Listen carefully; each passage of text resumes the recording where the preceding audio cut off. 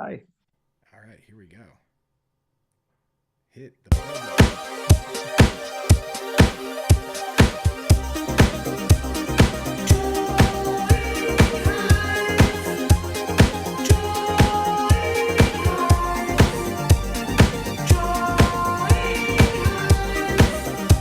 Welcome to Drawing Hive. Oh, dang, so many people are joining in. It's kind of crazy. What? Now, there'll be a lot of people. You're here. Of course, there are going to be a Oh, lot of come people on. here, okay? Hi. Oh Yeah. my God. All We got right. the So Lun Q bump. that's right. Uh, well, there's the spoiler. Oh, We already knew sorry. it anyway, that's okay. Welcome, everybody. You see the big sign, Visual Arts Passage there? That's who sponsors this. When you come to Drawing Hive, it's Timmy and I putting this thing out every week. Mostly Timmy. I do all my work during the night. He does all the work before. If you're here to draw, you're in the right place. Check out Visual Arts Passage if you're interested in developing your skills, developing a career as an illustrator, as a viz dev artist, as a gallery painter.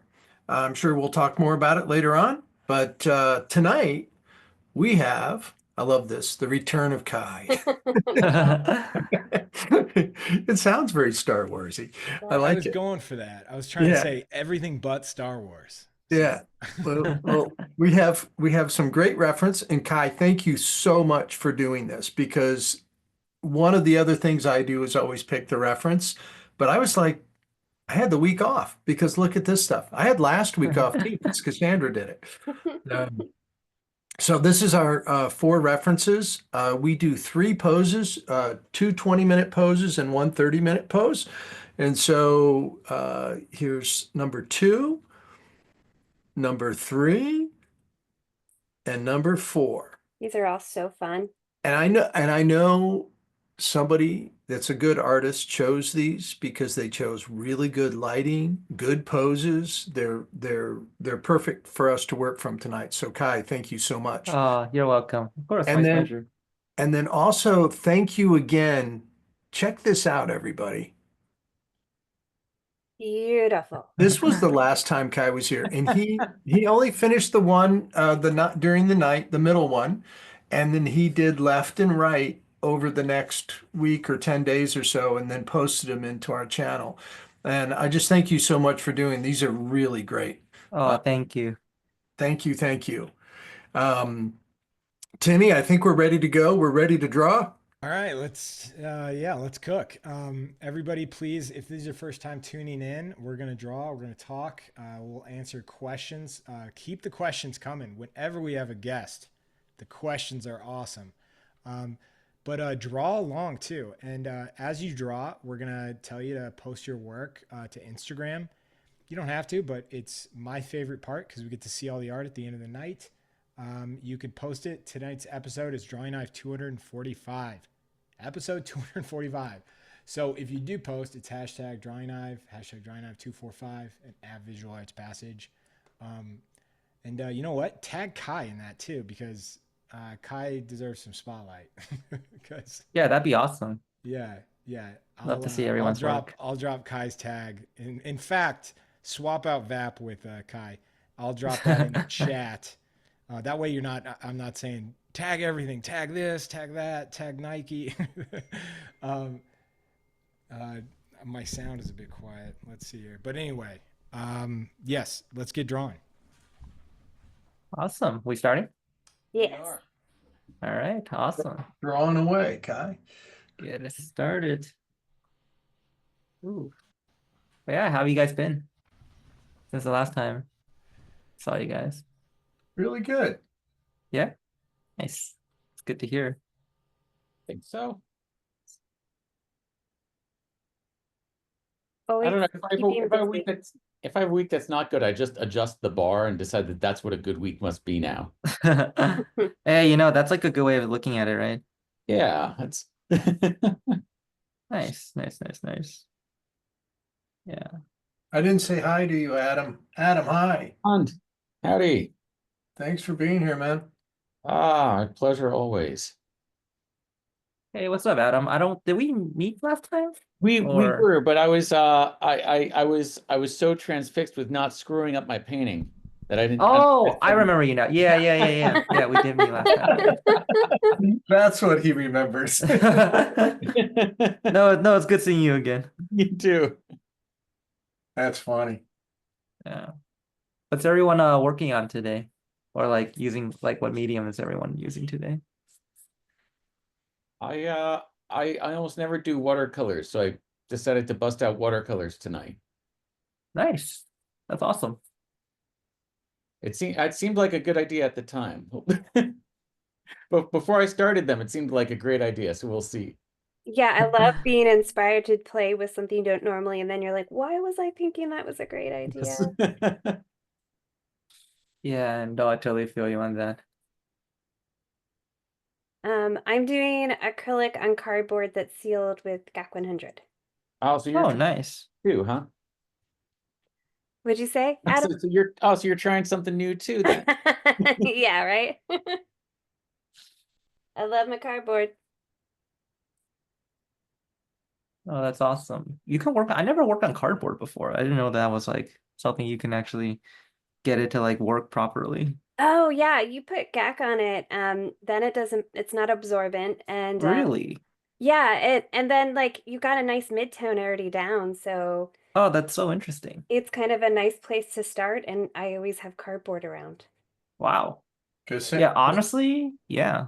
That sounds like a good. Sandra dresses her kids in GAC. Everything's gacked. I love this stuff. You can do so much with it. Yeah, everybody, No, that's awesome. Every hoodie's a raincoat if you've got GAC. There you go. Yeah. Everybody, I just opened the chat. Toggle it to everyone instead of hosts and panelists, and let us know where you're tuning in from and what material you're using. Is my audio better? You're still a little quiet to me. little Okay, I'll work on it. I thought you were just being shy at first. You know me. Timmy was playing around with sound before we started, so. I was trying to be subtle and keeping it a text, but for you.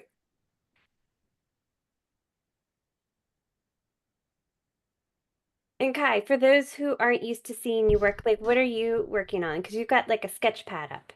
Yeah, I've recently started just painting in like a sketchbook.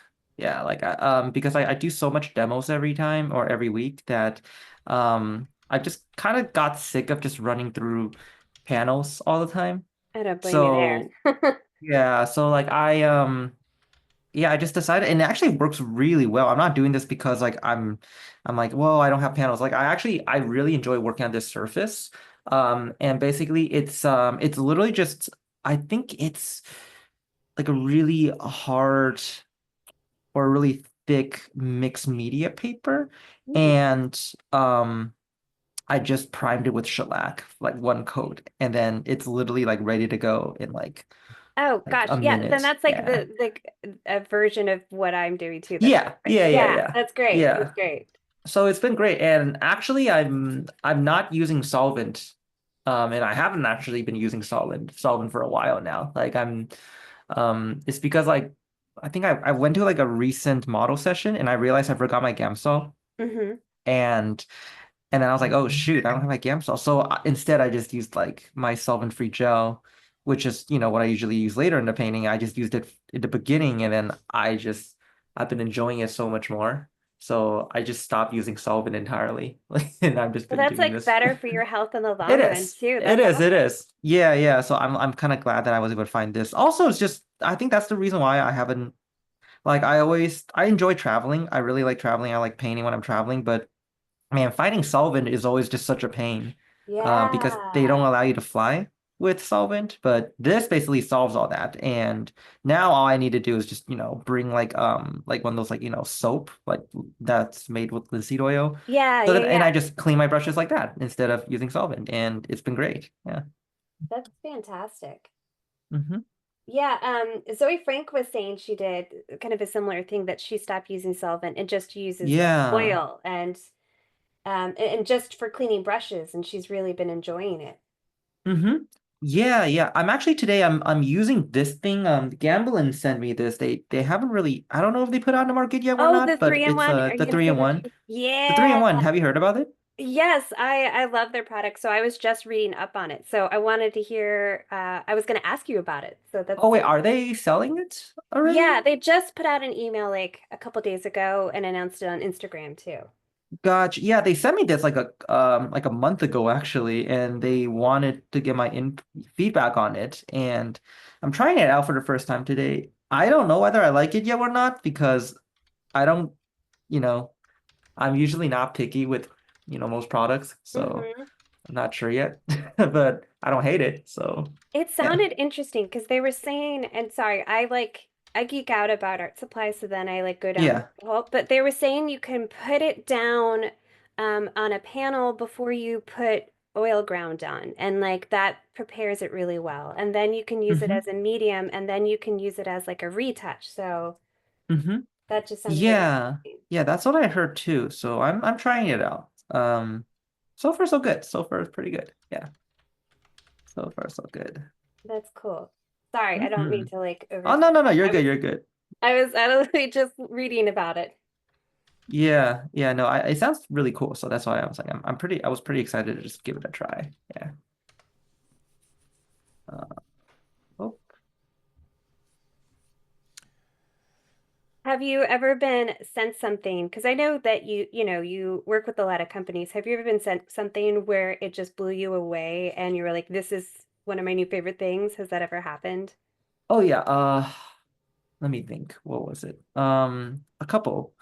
Um Well, solvent-free gel, definitely. They sent me solvent-free gel, and literally, I was just like, "Oh, this is such a game changer!" Like, yeah, this is it. And then I think one time they got my brushes wrong. Like, I asked for some brushes, and they sent me like a different line of. It was like the Opal long flats. I used to use like their um another line where it's like softer, but they sent me the Opal long flats, and I tried it, and I'm just like, "Oh man, so much better!" Like, and then I just been using those for the longest time. And oh, Thalo, like one time I put in an order with Gamblin, and Mhm.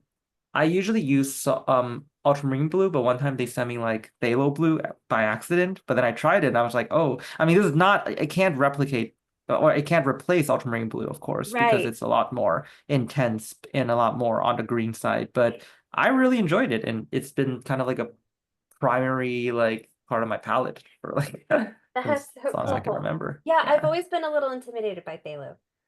I I love Phthalo now. I love Phthalo. It's like one of my favorite colors. you I know what I always tell my students that Thalo is that jerk friend that you had in high school who was like, Really? like, well, as in like that person who's like really charismatic and like free spirited and like a loose cannon. And like if you invite them to a party, they're really great for like the first 3 hours. And then they just start getting in everybody's business.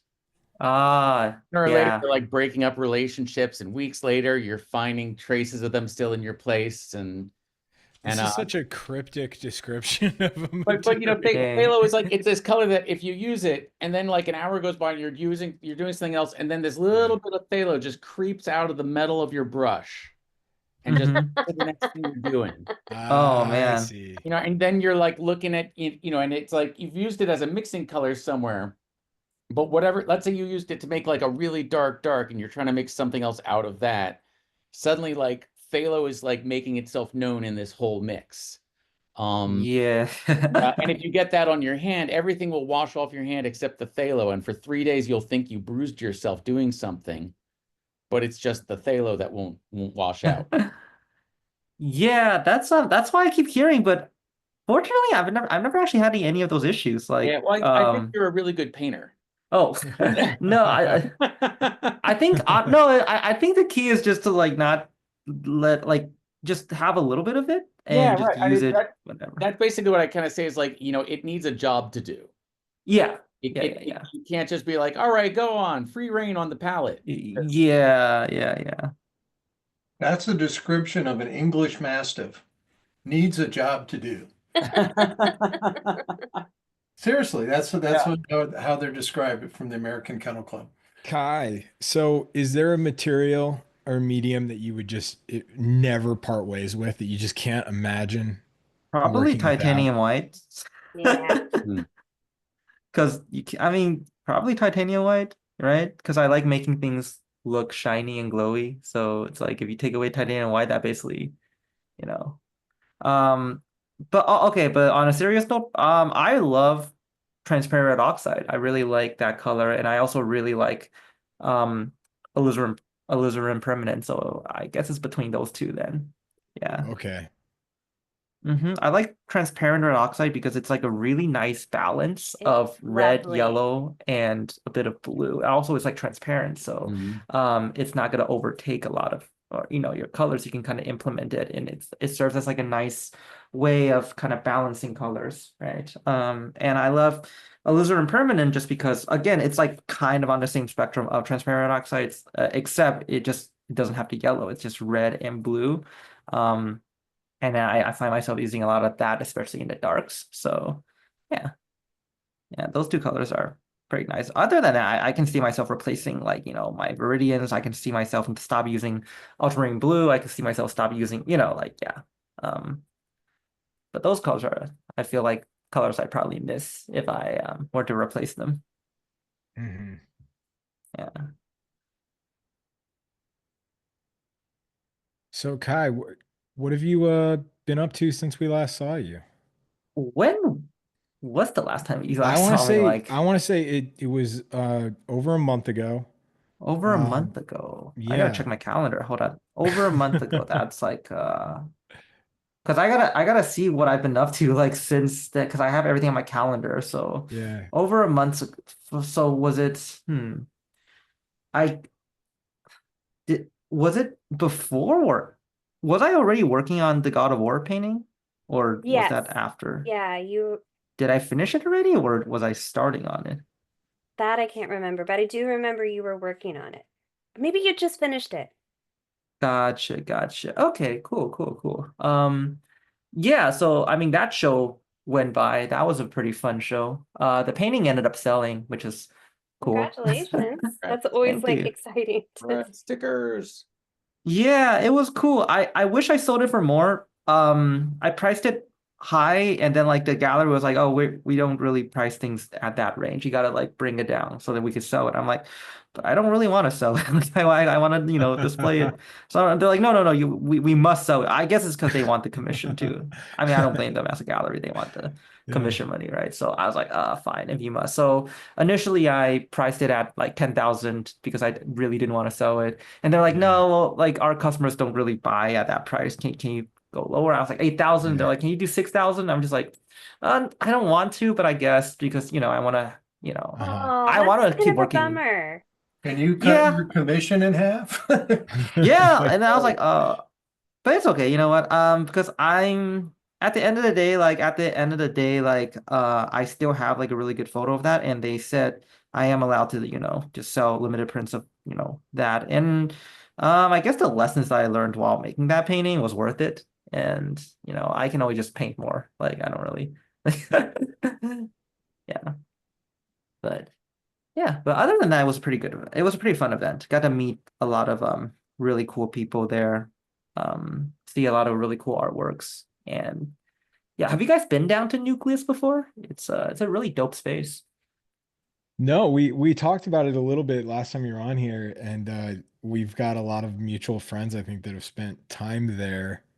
Mm-hmm. Um, I think it's really cool. I mean, I know the story you just told is it didn't like maybe work out perfectly in your favor, but like that you had that dialogue and that you Oh were able yeah, to yeah. still work with them. And like, I mean, I don't want to make any assumptions, but it sounds like it didn't like sour the relationship. No, no, no, It was no. like a It was healthy, great. it was like a No, it was healthy great. dialogue, right? It was Um, great. No, like they no, like I told them I was really happy with everything, and so that's they cool. don't know that I'm a little salty that the painting stole. Okay, so you're a little, there's a dash of salt. A little bit, but ultimately, it's Yeah. like it was a really good experience. Like I would Okay. definitely, absolutely, work with them again and show there Yeah. again if they were willing to have me, just because it was Yeah. a really just really cool space to be in. Yeah. But the Yeah. thing you're talking about is one of those things that really can happen a lot where Yeah. someone comes in and you can have a good buyer, but they're like, this is my limit, this is my budget. And so it is good on both your part and the gallery's part that you had a healthy discussion beforehand. Yeah. Oh yeah, yeah, yeah. They were definitely willing to meet me halfway, which is cool. And That's then, great.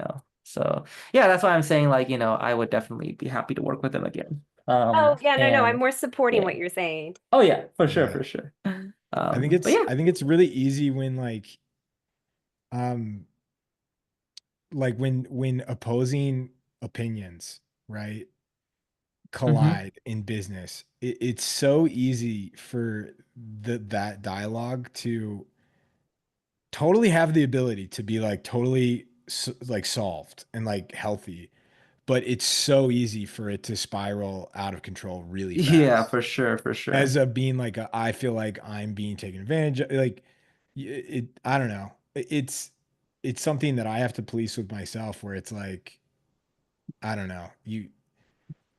It's an interesting thing because it's easy for me to see.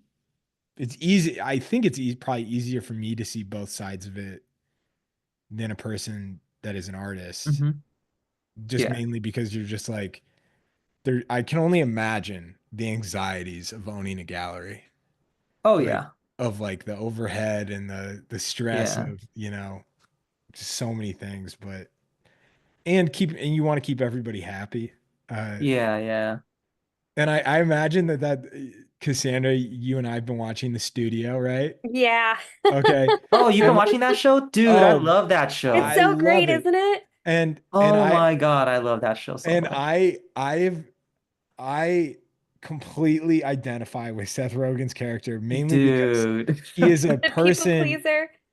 well, not so much that as in he is a person surrounded by artists who he himself is not like an artist in the way that they're an artist, right?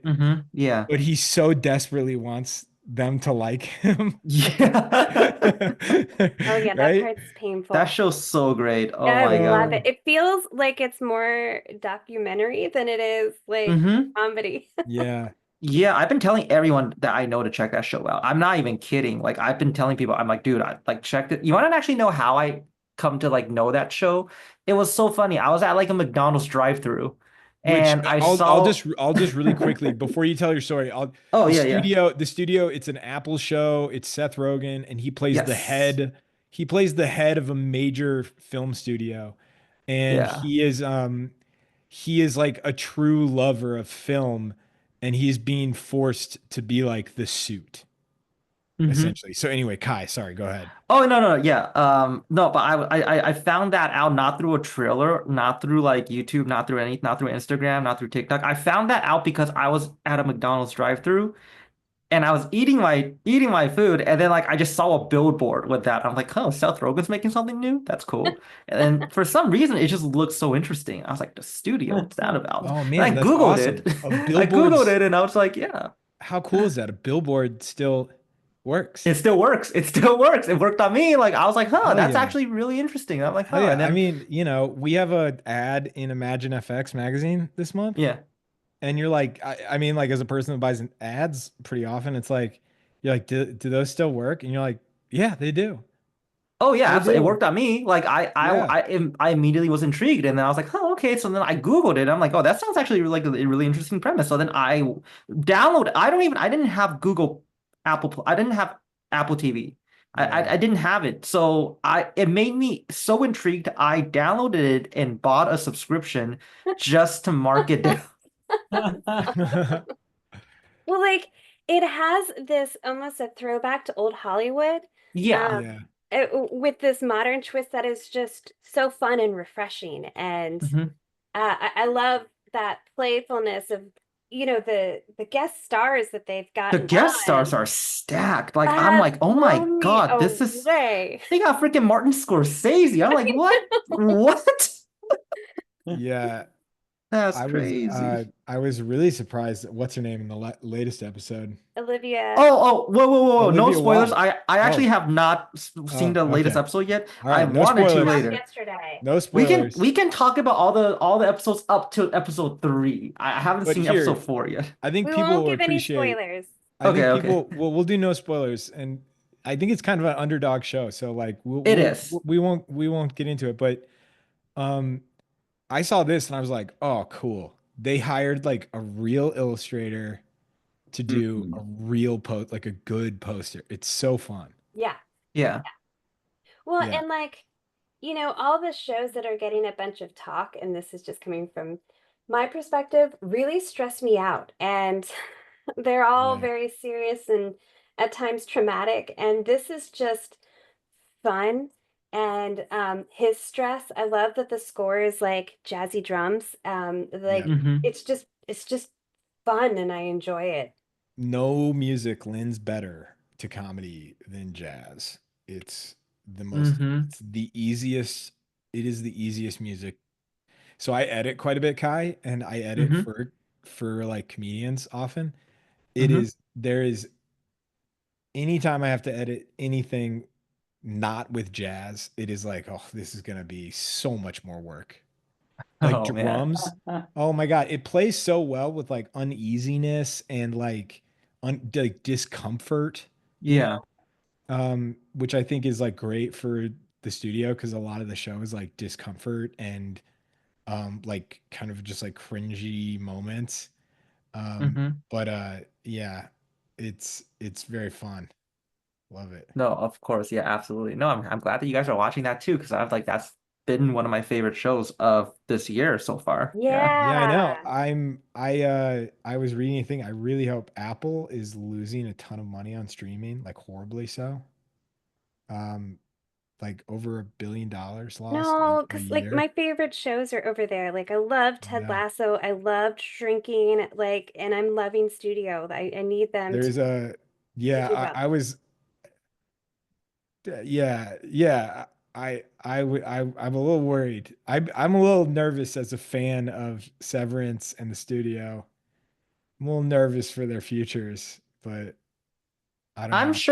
I'm sure if like those kind of shows are good, another studio will pick it up. It's You'd like think so, right? I mean look at Cobra Kai. It started at YouTube Yeah, Red, and then Yeah. Oh, Netflix saw yeah. it I was watched good, every single so episode of that. Cobra Kai. Oh yeah, dude. Cobra Kai is like actually, yo, you want to know? I woke up today. I checked like Google just sends you like some like tidbits and news and Yeah. stuff, dude. Uh-huh. The actor that plays Daniel LaRusso, Ralph Macchio, apparently he's like a legitimate black belt now. Oh yeah, actually most of the cast became black belts. That's crazy. But Yeah. I'm more What? surprised for him because I'm like I always like he definitely does not know karate. So You know he what I looks mean? like he Oh. needed to stretch a lot for Yeah. that shows. Yeah, Um, yeah. so I do jujitsu pretty Uh-huh. big fan of jujitsu, right? Yeah. And anytime there's a show or movie that like the actors have to do anything with jujitsu, like John Wick or something, like Yeah. um I'll say this, like Keanu Reeves is like legitimately good at jujitsu, but you'll Hmm. always like see like a People magazine that's like Halle Berry is now like a purple belt in jujitsu. And you're like, when did she start doing it? And they're like 2 years ago. And you're like, she's not a purple belt. I don't know what like Hollywood jujitsu gym she's going to, but she's not a purple belt, you know? Yeah. Yeah. Whenever I hear those stories, let's move on to the next pose. It's hashtag, please post your work. It's hashtag drawing hive 245, hashtag drawing hive. And is it just Lun Q on Yeah. Instagram? It's Okay, Kylan Q, cool. yeah. So at Lun Q, please post it. If you don't know how to spell it, the name is right there on your video. Um, John, are we doing anything special tonight? Well, I don't know if it's special, but I have an artist to talk about. I wasn't sure if you did or not. Awesome. Nice. Cool. I Whenever wouldn't you let you want to, down, Timmy. it's the guest nights. I never know. Um, do you want to do that? Do you want Sure. to? All right, right on. I'm gonna have to yeah, I'm good. I can stop Cool. doing what I'm doing. So we're moving on to our second image, people. So Keep drawing. Don't follow the panel. The panel breaks the rules. They draw whatever they The want whenever they worst. want to. We're on like our fifth year, so we're allowed They're fifth year seniors. Right. to. Yeah. Yeah. Which I can't believe we're coming up on our fifth year. Oh my gosh, we gotta do something Or we special are for on year our fifth year, five. I think, because it We started gotta. in March, Dang, right? that's crazy. You guys been at this for 5 years now? Yeah, yeah. Oh man, Wow. we missed our 5 year anniversary.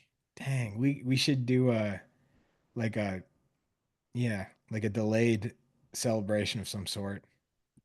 I thought it was, the weird animals. That felt like it for me. Yeah, we gotta do something more special though. Maybe I really blow the budget and finally get that magician. I Yes. gotta do something special for the people. Looks good, John. Am I sharing? Good. Perfect. I did this. I chose this artist because Kai was going to be here. And Kai, I don't know if you know who this artist is or not. I'm Hmm. about to introduce him. Do you know who Frank Duveneck is? Oh, absolutely, dude. I love Dubonnet. Okay, so I thought, well, as somebody who really brought in very direct paint, a very direct painter, and kind of built his notoriety around that, I thought that this would be a really good person to talk about tonight. Nice. Duveneck, and Kai, my understanding of art history is all visual. I have to do like little book reports every week when I do this, and so Hmm. I learn a lot about. Well, I don't know how much of I retain, but I read a lot about the individual, but I know their artwork really well. And Mm. I try to do it from my perspective. I was introduced to this artist the first time that I saw Frank Duveneck's work by Malcolm Lipke. And Mm. Oh, Mal- wow. it Okay. was one of Malcolm's biggest influences. And I thought, well, it's good enough for him. I better take a look at it. So Duveneck was born he's actually born in Covington, Kentucky in 1848 to two German immigrants. In his original name, his father's last name was Decker, and his father passed away in the first year of his life, and his mother remarried, his widow remarried uh, Joseph Squire Duveneck. And so he is, as I said, an Ohioan, which would make Chris Payne very happy. He said all great artists come from Ohio, or many great artists, and it's really is amazing. A lot of them have come from Ohio. Um, and Duveneck, uh, there's not a huge amount um, of like connection with different artists, except for he studied in the at the Royal Academy in Munich. He met his wife in Paris, who was a student of his. Not that many years later, he traveled around Europe and was teaching in Venice when he came across this artist by the name of James McNeill Whistler. Mm. And Whistler introduced him to a tremendous amount, both artistically and to other artists. His Again, I'm sorry to leave it up. Just I'm trying to make sense of my notes here. Um, but the painters that he became connected to were people that were kind of a movement that were all about much more active direct painting. Uh, Mm. so Kai, I thought that would be the right choice for tonight. Hell Uh, yeah. and they basically in the 1870s they kind of got their notoriety and were challenging the Hudson River School with the most popular movement in the United States. Some of the artists that he was connected to as painters that painted that way were William Merritt Chase And one of Oh, my dang. favorite landscape painters is John Henry Twatchman. Mm-hmm. And Twatchman was actually a student of his, which is pretty interesting. So was his wife. His wife that he married, and unfortunately, she died of pneumonia when they were in Paris. Mhm. And he moved back to the States, had a very successful run as a painter, and sculptor. Whistler introduced him also to printmaking. But let me go through some. I've been rambling on here, but go through some images that I think are just phenomenal. Um, I love this painting. Oh, yeah. And it was really Beautiful. interesting. A lot of my favorite work he did very early on. And Mm-hmm. the things that I gravitate towards, like this piece was a very early painting. So was this one. This was done in like the 1870s. Um, the work got a little bit more polished later on, and I think a lot Mm-hmm. of it had to do with commissions. But this one's pretty early. This is 1879, and he lived uh, to 19, I think 1919. Um, and yeah, and a lot of the work he went through several periods where it tightened up a little bit more, like this. Still Mm-hmm. extremely good. Oh, Beautiful. yeah. This is 1892, so you can see a lot of polish. But I just had you know, that the approach and how he attacked these things um, was really, really well done. Oh, yeah, dude. Duvenic's so good. I really like that one. Can Yeah. you actually Hmm. send me that one? Sure. Might make my students do master studies of that. It might be really expensive, for me to send you the original, but I'll send you the copy. Oh, yeah, yeah. The picture. JPEG is fine. He was he lived very modestly, but his painting became very popular and he was financially very successful. Hmm. Yeah, I'm not surprised. Yeah, he was one of the guys that I was like really looking at when I was starting Look at the when I was difference starting of painting. like the right hand on the page, the left hand of the figure Mhm. versus the Hmm. right, his right, versus the left side of the picture. Oh yeah. Loved how it's just left undone and blocked in. Yeah, no, he's really good. Power of the silhouette right there. Yeah. Hmm. Oh, that's cool. That's so cool. No, that's awesome. Thanks for sharing though, man. That's Sm awesome. Smoking when you're 12. Deep Hardcore. early. True story. My dad's brother started smoking when he was like 10 or 11, Oh and my they gosh. couldn't stop him. It's like he just kept doing it. And for Christmas, like on his 12th Christmas, my grandfather gave him a carton of cigarettes. Oh my gosh. It's what they Definitely a used Yeah. different to. time. It's what they used to Definitely a give. different time. You'd be Teddy. surprised though, because when I was in China, when I was like attending the academies there in high school, dude, like these are like my classmates, my fellow 13, 14-year-old classmates, they all are smoking too. Yeah. Like this was back in 2010. Yeah, There's no smoking age though over there. more people smoke tobacco than there ever have. Ever. Hmm. Really? Currently, yeah.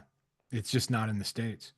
Um, yeah, no. Teddy Roosevelt was prescribed cigars when he had asthma when he was a kid. Oh yeah. So was Good like thinking. Yeah. King Can you Edward. imagine? Is it King Edward? Not King Edward. What's You're Queen like, Elizabeth II's yeah, father? He was prescribed cigarettes to relax his yeah, throat. Oh wow. yeah. Really? Huh. Yeah, because he was a stutterer, and to try to help him relax, he was told to smoke cigarettes. Well, Damn. to finish off my story about my uncle, he lived to be 89 and Hmm. very healthy up until he passed away. So he would have been like 200. Yeah. So he's like a Probably. George Burns.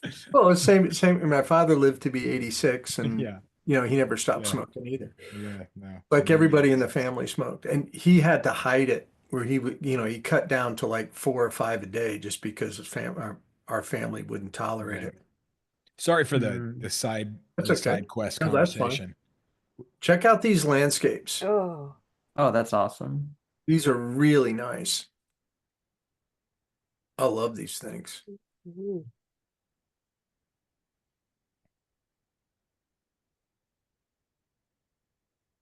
Oh, lovely.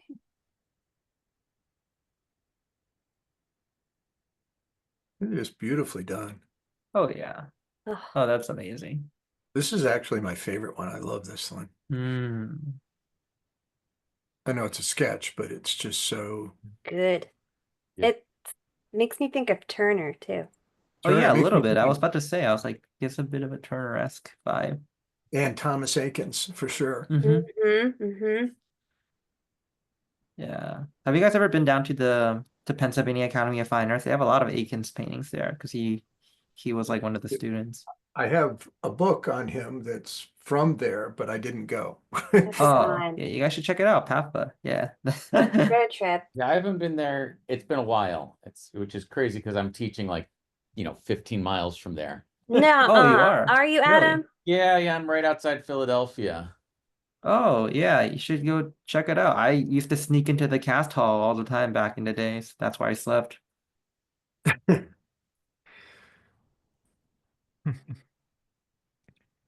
Wow. That's beautiful, isn't it? Mhm. Oh, yeah. My gosh. These are my favorites. I love this thing. Just beautiful. This one, I think this last group here, Yeah, that's really good. that's so beautiful.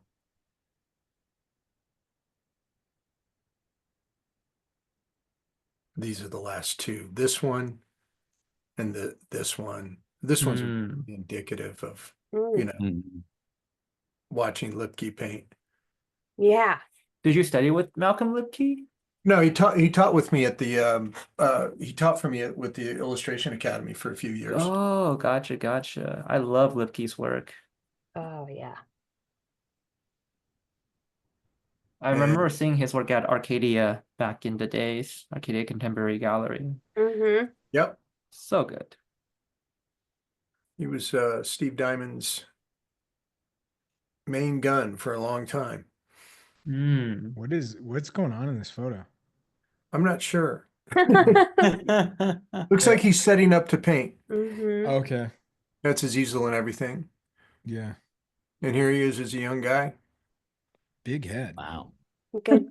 Good bedhead Sorry, there. that's Good all I bed can head. contribute to the Look at that hair. yeah, correlation of big head. It looks like he has a helmet on underneath his hair. Um, Yeah, it's kind of like a Ron Perlman.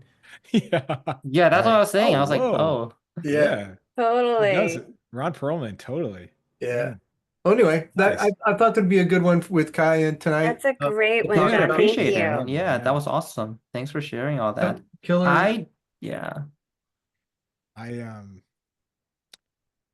I'm shocked Ray Bonilla is not here tonight. I thought for sure He may still pop in yet.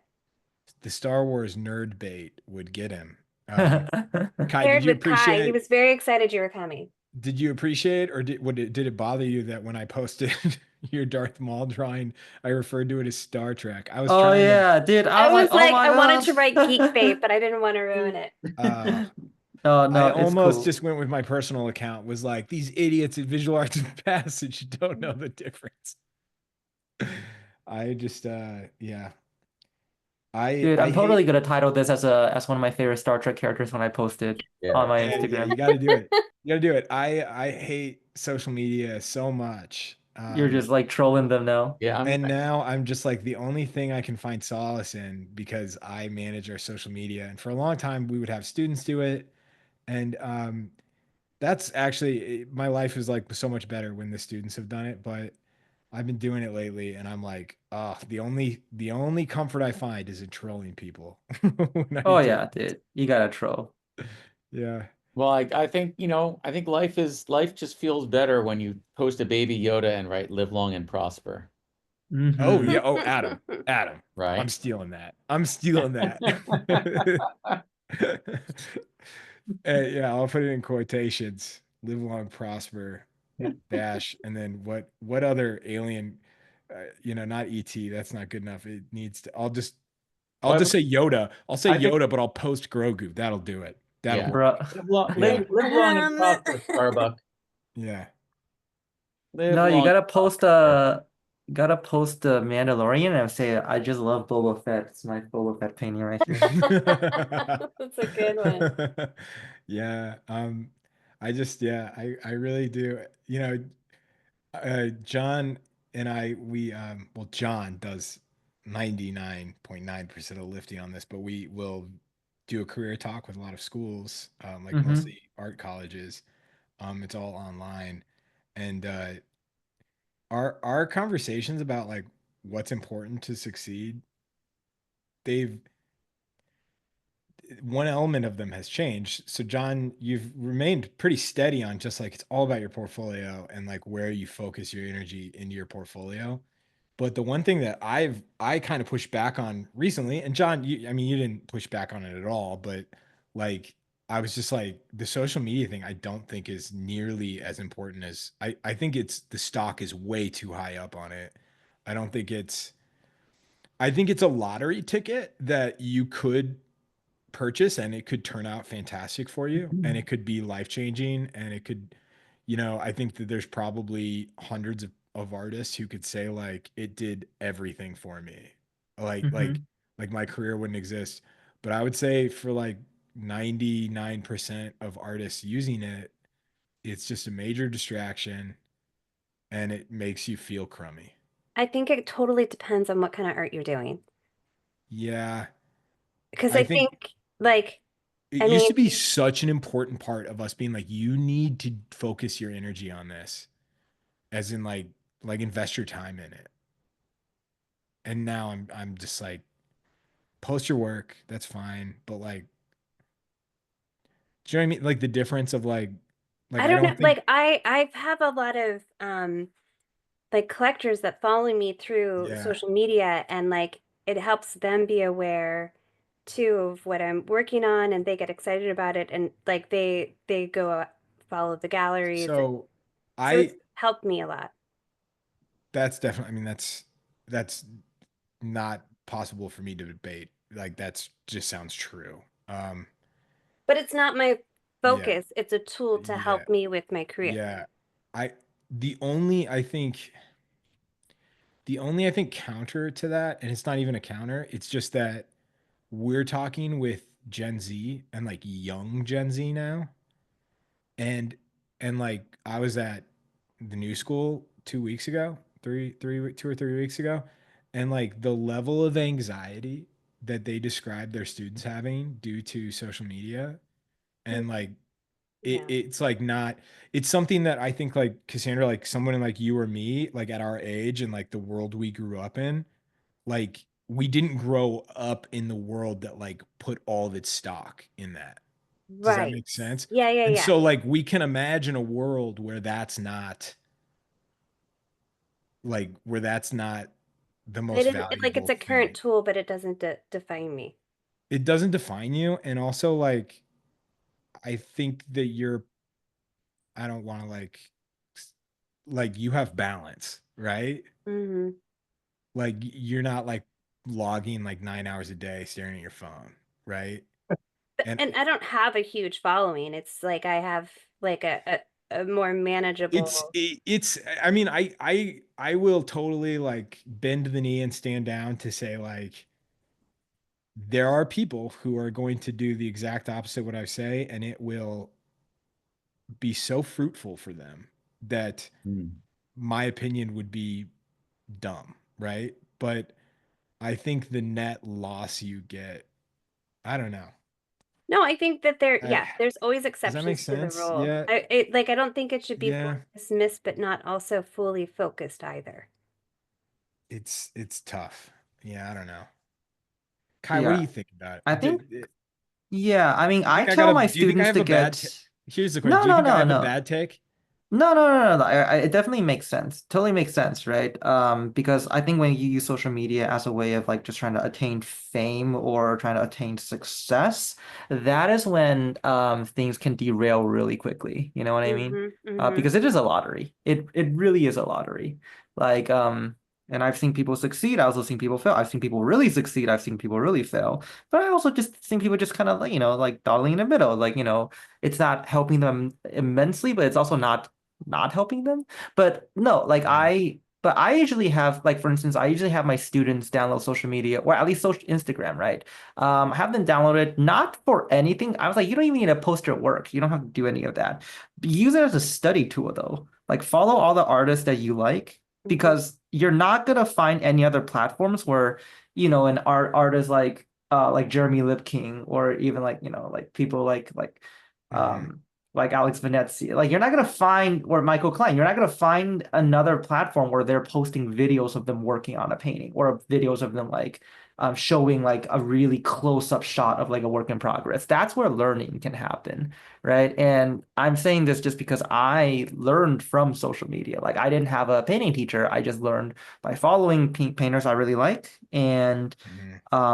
that's actually how I learned how to paint, like just by Yeah. looking at the work in progresses, and like, the little behind the scenes that these painters would post. So I definitely think it's still a good tool as a student if you're using it in the mindset of I'm a student of just trying to absorb all the information. I'm not going to compare myself in a negative way just because that's not, healthy. Of course, that's hard to do, easier said than done, right? But Mm-hmm. I think finding that balance is important. But if you were to find that balance, then I feel like social media, or at least, following these painters or artists that you really admire, can prove even like even more useful than even like just taking a college course, because you get so many different perspectives.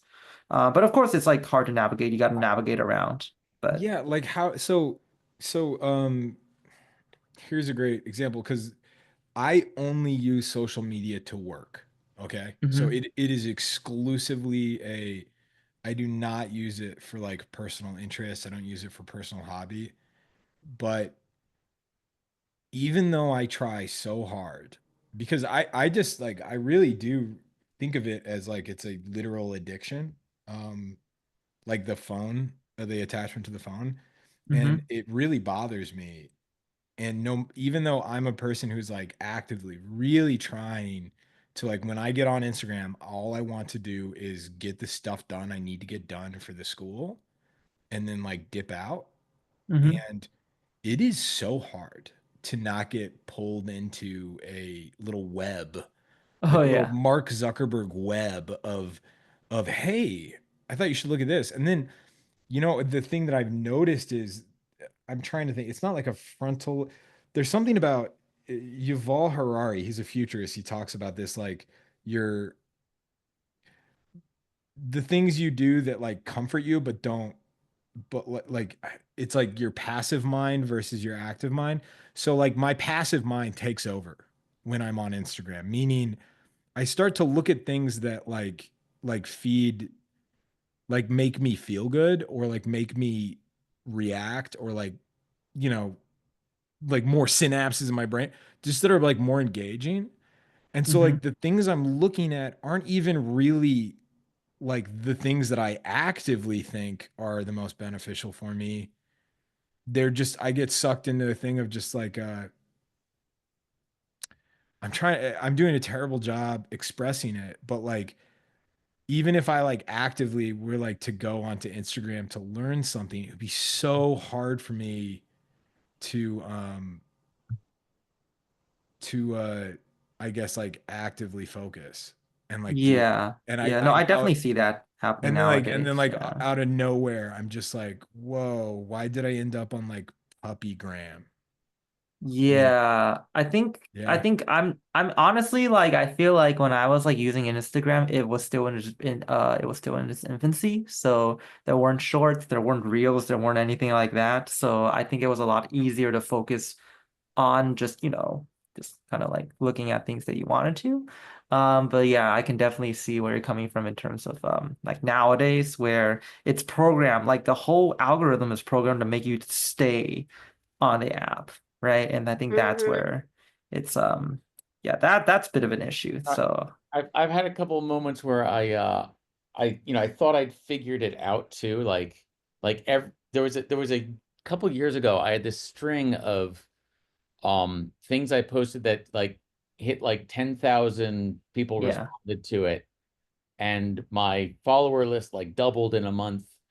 And it was almost like as I went, wait a minute, this is how it works. And then like the next day it was almost like they fixed it. And it was like, and suddenly out of all those like 5,000 people who suddenly had started following me that past month, like only 30 of them could see anything I posted. Hmm. And I was like, all right, I'm gonna stop trying to figure this out. Yeah.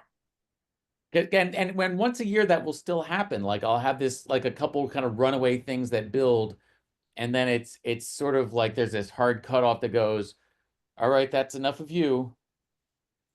Um, which I think is, is probably intentional and programmed in there. And there's something I'm not doing that they would like me to do if that was to continue. Just Mm, yeah, it's yeah, I don't know. Right, It's an interesting yeah, like little endorphin reward system that's tricky Totally. to balance. right, And I'm obviously on like one side of it because like I think that that's a thing that I like. It's like a personal thing where it's like a thing mhm, that I have to keep an eye on pretty like in all realms of my life, like things related to like if I have a button that can like give me an endorphin reaction, like right, I've got to be careful with that button, yeah, right? hmm. Yeah. And I think there are certain people that are like, they get the little button at the hospital and they're like totally like, I feel fine now. I don't need the button right now. right. Yeah. And I'm the guy that's just like, can I get a second button? Like, Yeah, yeah, and I'm kind of on there. I mean, I almost exclusively post terrible puns that I illustrate. So I I love it. I like to They're think that fantastic puns. I think I'm there for other people's endorphins, which is Nice. I'm totally tricking myself by thinking like, no, no, no, I'm here making things for other people. I don't need to click on, oh my God, what's that? Yeah, I can't. Yeah, it's easy for me to project my problem on other people, as it is for everyone, I Yeah. think, probably, but yeah. I think Uh, honestly nowadays I just mainly use Instagram to keep up the date with events because like yeah. I use it to see like what model sessions are happening this week or Uh-huh. what like dance events are happening this week because like that's actually like if I didn't have social media or if I didn't have Instagram I would not know what's happening like what's going down the week Do you if go to there was do any you event. dance? Are you a dancer, Kai? Oh wait, did I not mention this last time? Yeah, Mm, yeah, No. yeah. Yeah, I do street dance like hip hop. Oh, do you Um do let awesome. me guess. Do you do like popping? wait, I do. Wait, how do you know that? No, I have friends that are really into Are you street serious? dancing. Yeah. Oh shit. Yeah, I am a popper. I actually was just at a session last night. I came back home at like 1 in the morning. Um No way. my my teacher, one of my teachers, well, I was hanging with him yesterday. I don't know if you guys ever seen the movie Step Up 3, but Uh-huh. I have. yeah, Yes. yeah, if you I don't know if you remember, but you YouTube this if you don't remember, but Step Up 3, end credit scene, there's a dude that comes out, pulls a chair and starts like finger tutting and like doing all that Yeah. crazy stuff during the end credit scene. That's my teacher, Jay Smooth. I was hanging out with him. I'm actually What? gonna be doing a painting with him. I took a bunch of photos of him yesterday. I'm gonna be doing a painting of him soon. Oh, Um, that's so cool. but So yeah. that's so cool. So Kai, when this is quite a long time ago, but Hmm. we had a student in the program. His name is Darren Kennedy, really talented caricature artist. Uh-huh. And at the time, I was renting a um this like warehouse. I was like subletting a warehouse first floor from John. And Darren Kennedy was part of a dance group called the Rhythm Kings in Rhythm Kansas Kings. Yeah. City. Sounds so Yeah. familiar. I mean, I'm in They're LA, kind of so they're yeah, I'm I'm gonna send you curious. some stuff, Kai, because I bet Yeah, yeah, yeah. our worlds definitely collide. And Yeah. Yeah. Darren was like, we were gonna have this like dance competition, but they canceled at the last minute. We're looking for a space, and would you be okay with us doing it like at your like at your work, like the place, like basically the place where I was living, right? Uh-huh. Like at the time, my bed was just like in the middle of this warehouse, right? Uh-huh. And like I had just moved in like a couple months before. So it was just like a bed in a warehouse. It was very Yeah. exciting time. I was like 23. It was thrilling time. But I was like, yeah, definitely. Let's do this. And it was so amazing because it was completely underbid to me how many people were going to show up. Oh yeah. Oh yeah, dude. Yeah, I was yeah, expecting man. like this is really truly wild. I was expecting like 75 people Mm-hmm. and I bet it was 300. Yeah, And yeah. in my Was it a living, battle? Or was it a yeah, it was. performance? Yeah, so they were It doing was a battle?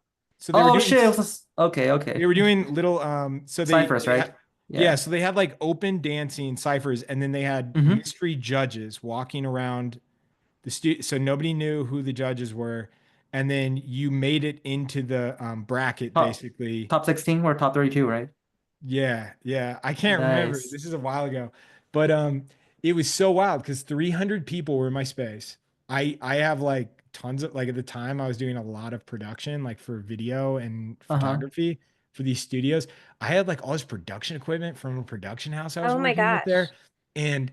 and literally I had parties with like 30 friends that ended where I was like, guys, you destroyed my place and it was a mess. Literally 300 people left my place. First of all, there was no alcohol, there was no drinking happening, and which was not a rule I enforced. I think I was drinking. I was definitely drinking. Yeah. And 300 people left. My place was cleaner than when they got there. It was wild. Mm-hmm. Wow. It was Yeah, the yeah. People usually best don't, yeah. it was the best community I have ever been Oh around. yeah. Yeah, for sure. And then they came back for 2 more years. Like they just kept doing it there.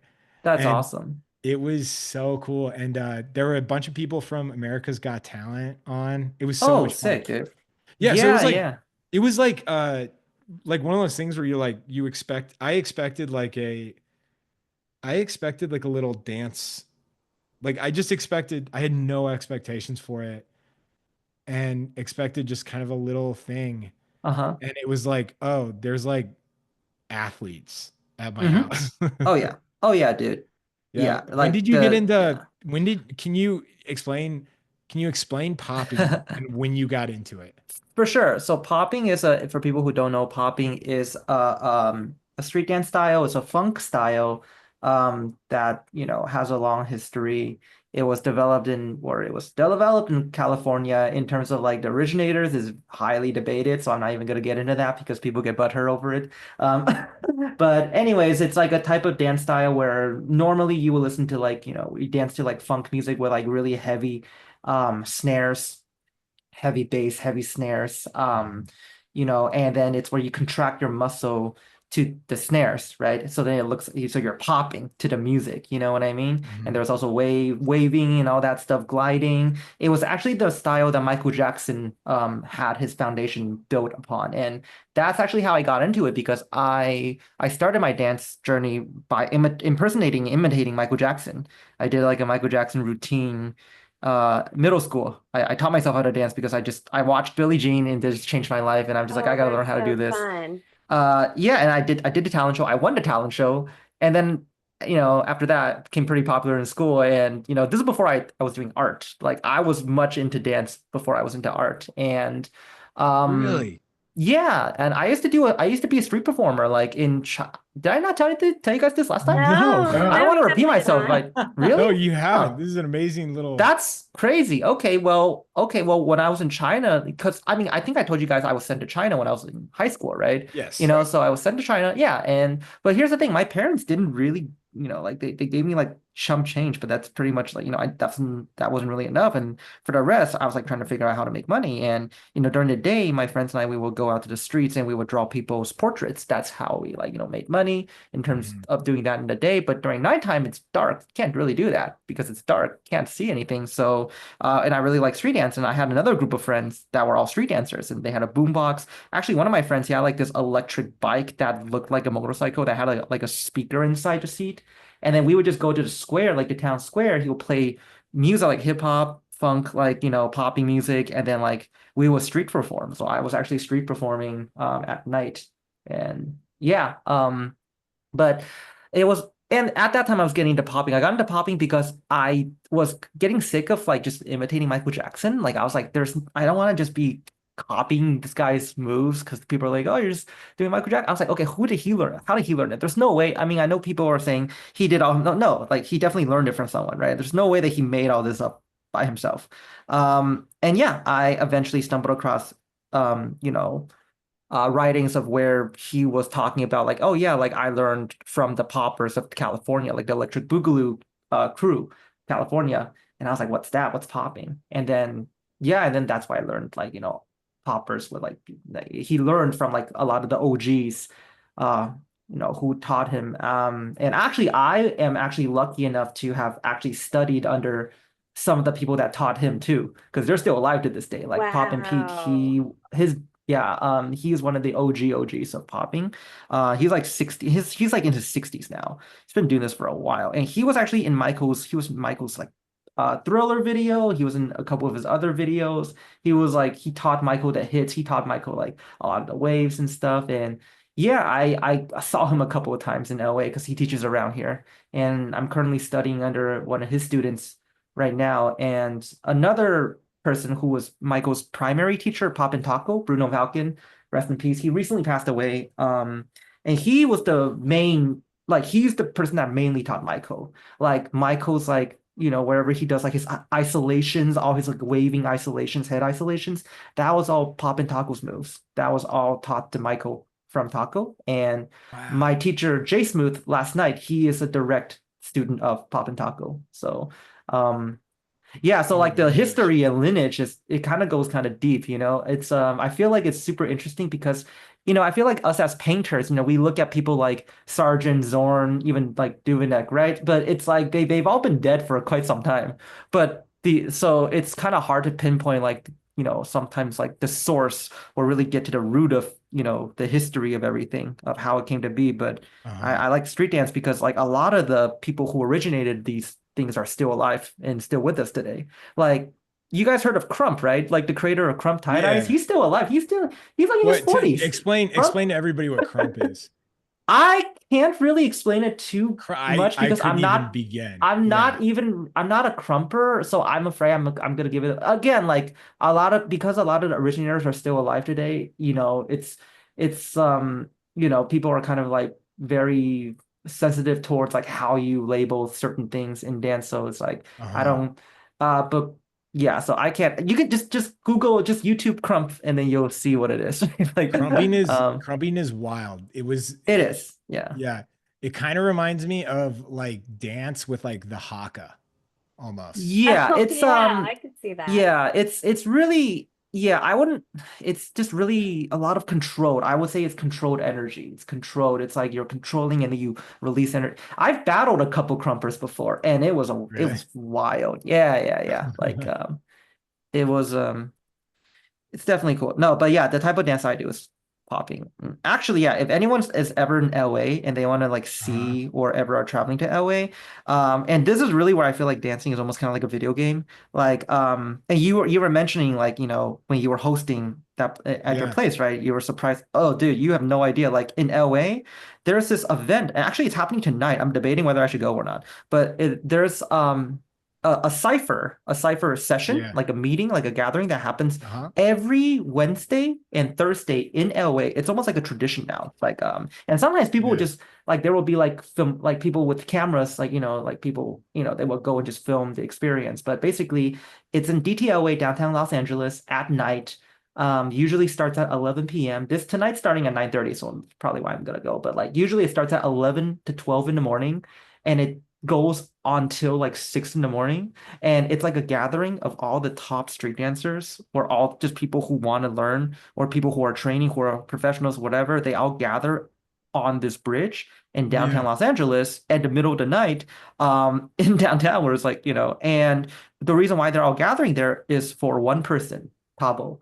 Tabo is this old Mr. Miyagi like Japanese like dude in a tracksuit who's Yeah. like that shows up on the bridge around like 1 to 2 in the morning, like one of those like RPG like night merchants.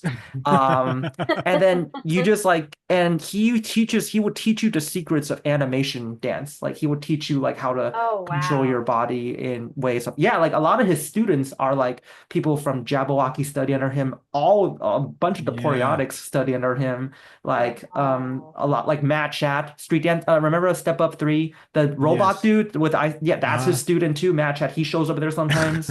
Um, and yeah, dude, and get Oh this, man, it doesn't can cost is any money. where can I find where can we watch? Is there stuff of you dancing online? Yeah, I gotta find there it. is. I'll show you in a bit, but yeah, Yeah, just to we finish gotta this up, find like, it. but just yeah, I'll show you something in a bit, but yeah, just to finish this up though, like it doesn't cost money to study under him. He doesn't take money. Like, if you just offer him some Japanese beer and beef jerky, he will teach you. Like, class will commence, and then yeah, Oh I man, I'm going to remember. LA, man. Dude, come man, I'll take you to auto sessions. Cause like I remember like when I first went there, oh my God, like when I first went there, like he didn't show up yet. And it was like a bunch of people. Some people are even like, battling, and like, you know, everyone's just, right? But then when he shows up, everyone just gets quiet. And he's like this really quiet, like, again, like Mr. Miyagi like figure. Mhm. And then everyone's just quiet. And everyone's like, Tabo-san, I've been practicing. And they just show him their little animation exercises that he teaches them and stuff. It's really cool. Oh Yeah. my That's gosh, so I don't fun. even know him, but I love him. I love his ability to silence a crowd and bring so much respect. Yes. Oh yeah. Yeah, Everybody dude. move on to the next image. We're going on to the final one. It's a little bit longer. It's please post your work now though, for what you got so far. It's hashtag Drawing Hive 245, hashtag Drawing Hive, and tag at Lun Q. Nice. Um, Dude, I'm so slow. I'm still working at the first one. I'm so slow. there's Uh, a bunch of people that are yelling at their screens because you just said that. No, you're not. Nah, like I'm still on image number one. No, no, it's so funny, Kai, because yeah, it's the most respectful crowd I've ever been around. Like the Oh best yeah. community ever. Oh, And absolutely. Yeah. the number of times that Hmm. the cops showed up to try and shut down a party in Kansas City, Yeah. like downtown Kansas City, that had no alcohol at it, no drugs at it, just people being nice and dancing, and it was before like 9 o'clock at night. Hmm. The number of times, like I think cops showed up like probably 4 or 5 times, being like everybody needs to leave, and it was infuriating. Um, Yeah. and what's really We funny just is sent them my upstairs. no, what's really funny is my dad. He was alive at the time, and he had such a kick out of like going down, like going and hanging out with me when I was living down there. It was like kind of it's a really fun chapter of our relationship where he would like Hmm. go down and hang out with me. And Hmm. I remember that night he was like, "What are you up to tonight?" And I was like, "These dancers are coming over." And my dad showed up. He's not the kind of guy you would expect to like integrate Hmm. into that scene like Yeah. seamlessly. He was like a kind of a really stocky guy that dreamed of being Yeah. a cowboy, Hmm. right? And he was like so into it. He Yeah. loved it so. I'm trying to find a photo. There's a photo of him. He's in the middle of this crowd of like literally like 200 people in my living room, and he is so happy. Oh And yeah, dude. and when the cops showed up, they were kind of harassing these people who were outside. Not like harassing is too strong, but just like they weren't being very respectful or like acknowledging how like nice of a thing this was. Yeah. And they were really ignoring just the realities of the situation.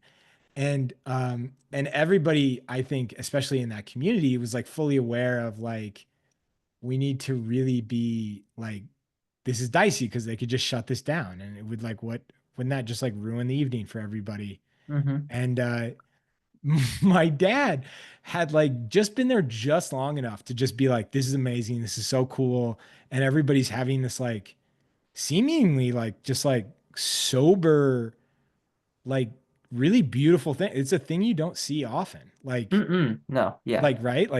Yeah, Like yeah, yeah.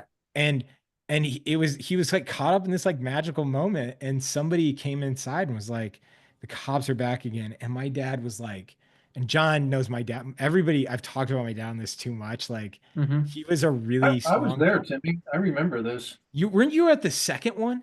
I think I was Were at you at more the than first one. one? My dad went out and was just like, get out of here. Oh my God. And he was just like, you're harassing these people, and was just like so aggressively like a defendant of the community. Oh, dude, that's what's up. Yeah. It was amazing. And people were like, who is this wild man outside that's like, he was just like somebody needs to tell him to like calm down. And he was so like, you're ruining this beautiful moment of an evening that I'm having with my boy. And it was so Oh my funny. God, I dude. still think about that night all the time. That's And awesome. I like when I run Yeah. into people, I when I run into people that are like from that, they'll still like talk about how my dad Yeah. it's so funny. No, that's Anyways, awesome. I've Yeah, talked no, about it too like long, but yeah. yeah, no, if you guys are ever in LA, let me know. I'll take you to all the sessions. Yeah, I mean if Oh you my want God. to see me dancing, like I just go on want my to. Instagram, like like the little round things that's between your description and like the Uh-huh. posts. There's like the first one is there's it's called dance, I like got that's it. next to my Patreon. Yeah. Timmy, Oh, I'm going to correct myself on that. I would remember that scene with your father, and I don't, but I do remember the being Yeah. there the second time, and Kai, it was pretty cool. yeah, no, it was amazing. Yeah, no, my dad made a scene the first time, and people are still like, that was so cool. that's amazing, dude.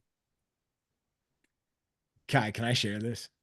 Yeah, go ahead, man. I Okay, don't sweet. care. Awesome. I mean, it's on my public Instagram, like Yeah, I just didn't know if you don't want to like see it Oh like, no, no, I don't I public. don't I don't really care. No, it's All all right, good. cool. Yeah. Right on. Let me see how I can do this the right way. Yeah. Um Oh, that's awesome. Oh.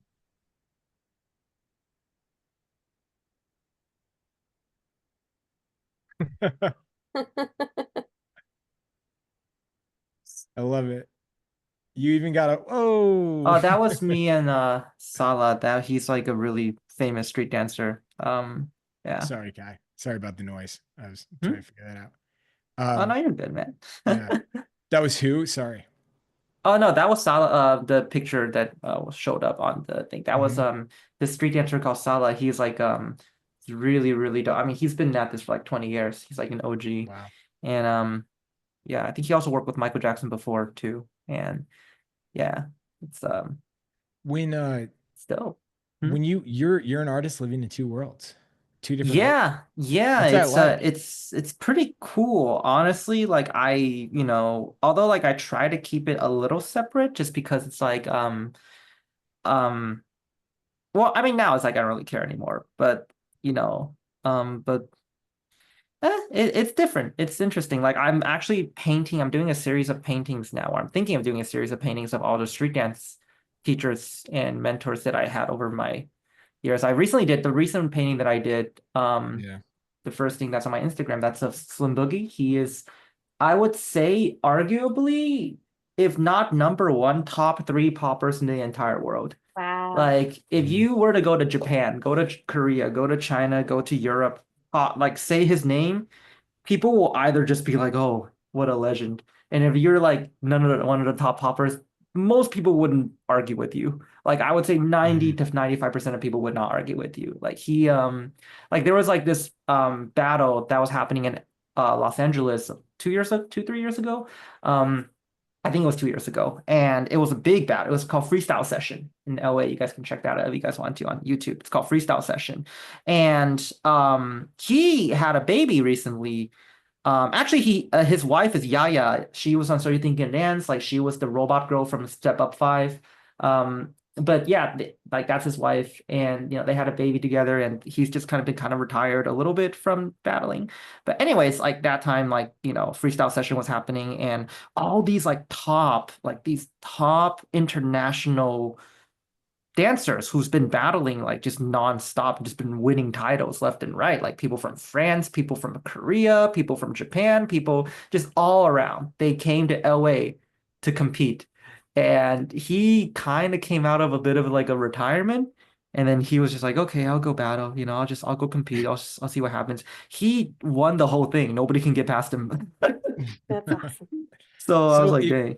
that's Yeah. amazing. So if you had, I feel like you have two arts that maybe two columns of like talent or skill or energy that if you could Yeah. control the amount of time you spend painting or dancing or talent or energy that you're pointing, would you do you wish you were dancing more? Do you wish you were painting more? Shoot, man. Honestly, I say this to a lot of my students. I say it to like a lot of people who know me in person knows this. If I was a lot better at dance, because you have to be really like internationally good. I mean, I've Yeah. won a couple of battles before. I won, that and this, but it's like I'm not Mhm. international. Like you got to be international level to actually be able to make this, Yes. make it as make this into a living, Right. right? It's a lot, like 100 times harder than visual arts, like 100 times harder. Because visual arts, it's like you don't need to be the best. You can still be in galleries, you can still sell commissions. But in dance, it's Yeah. like if you want to win that prize money, you gotta like beat everybody.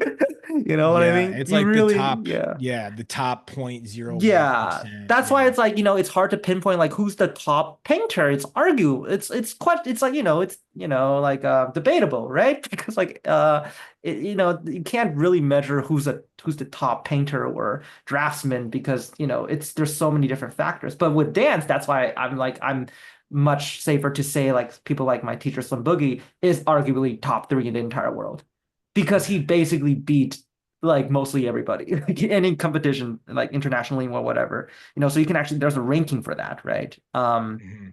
But even then, like people like him, people like some other people, like I know they still have to go to Asia to like make their money because apparently it's hard to make money as a dancer here in America because there's just not enough support of that here. Mhm. There is a lot in Asia. It's like stupidly a lot in Asia. Like you can get rich in Asia just from being a street dancer because that's how Ah, much they respect the culture. Yeah, it's crazy. It's You it's insane. you But can blame my fourth grade principal in 1984 for banning it in the past. no, I think it's just not enough support, not enough knowledge about it, right? But anyways, Adam, okay, so go It ahead. was yeah, no, suppressed. It Adam, was you would suppressed have from a very early era.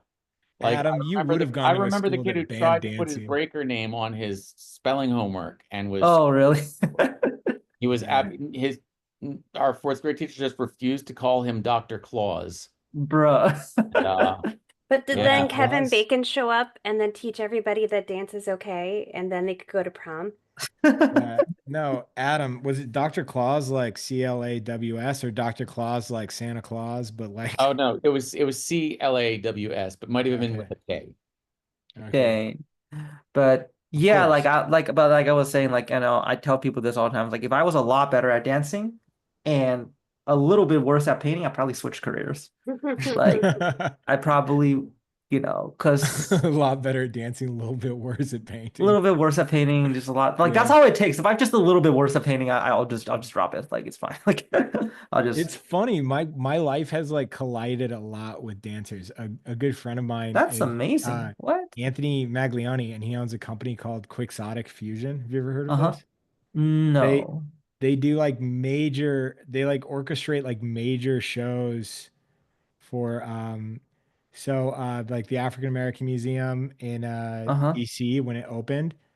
They were like the company that was like hired to put on this like major like performance production of like Wow. dancers and like laser shows and like projections and Oh. they do Yeah, yeah, like yeah. I can't even begin to summarize like what they do other than the backbone of it is dance, which Mm-hmm. is really cool that they've managed to like make a really lucrative business from that, Oh yeah, but for it's sure. mostly, I would say, like classical dance Hmm. in Nice, that nice. regard. But then sometimes it's very like acrobatic. Yeah. It's very strange. No, that's awesome. Yeah. Timmy, what, I'm gonna ask you, trivia. All right, let's hear it. What's, what is another guest on this show that Ooh, was the Michael Jackson impersonator? What? I know it. I know it. Keith. Yep. Yeah, Yep. Really? night. Keith Keith Knight. Knight. Keith Knight. And he has a comic. He has a cartoon or comic or graphic novel. Uh-huh. Yeah. Um, Let me pull it up. This is a good plug for Keith. Keith Uh, is one of my, just an amazing individual.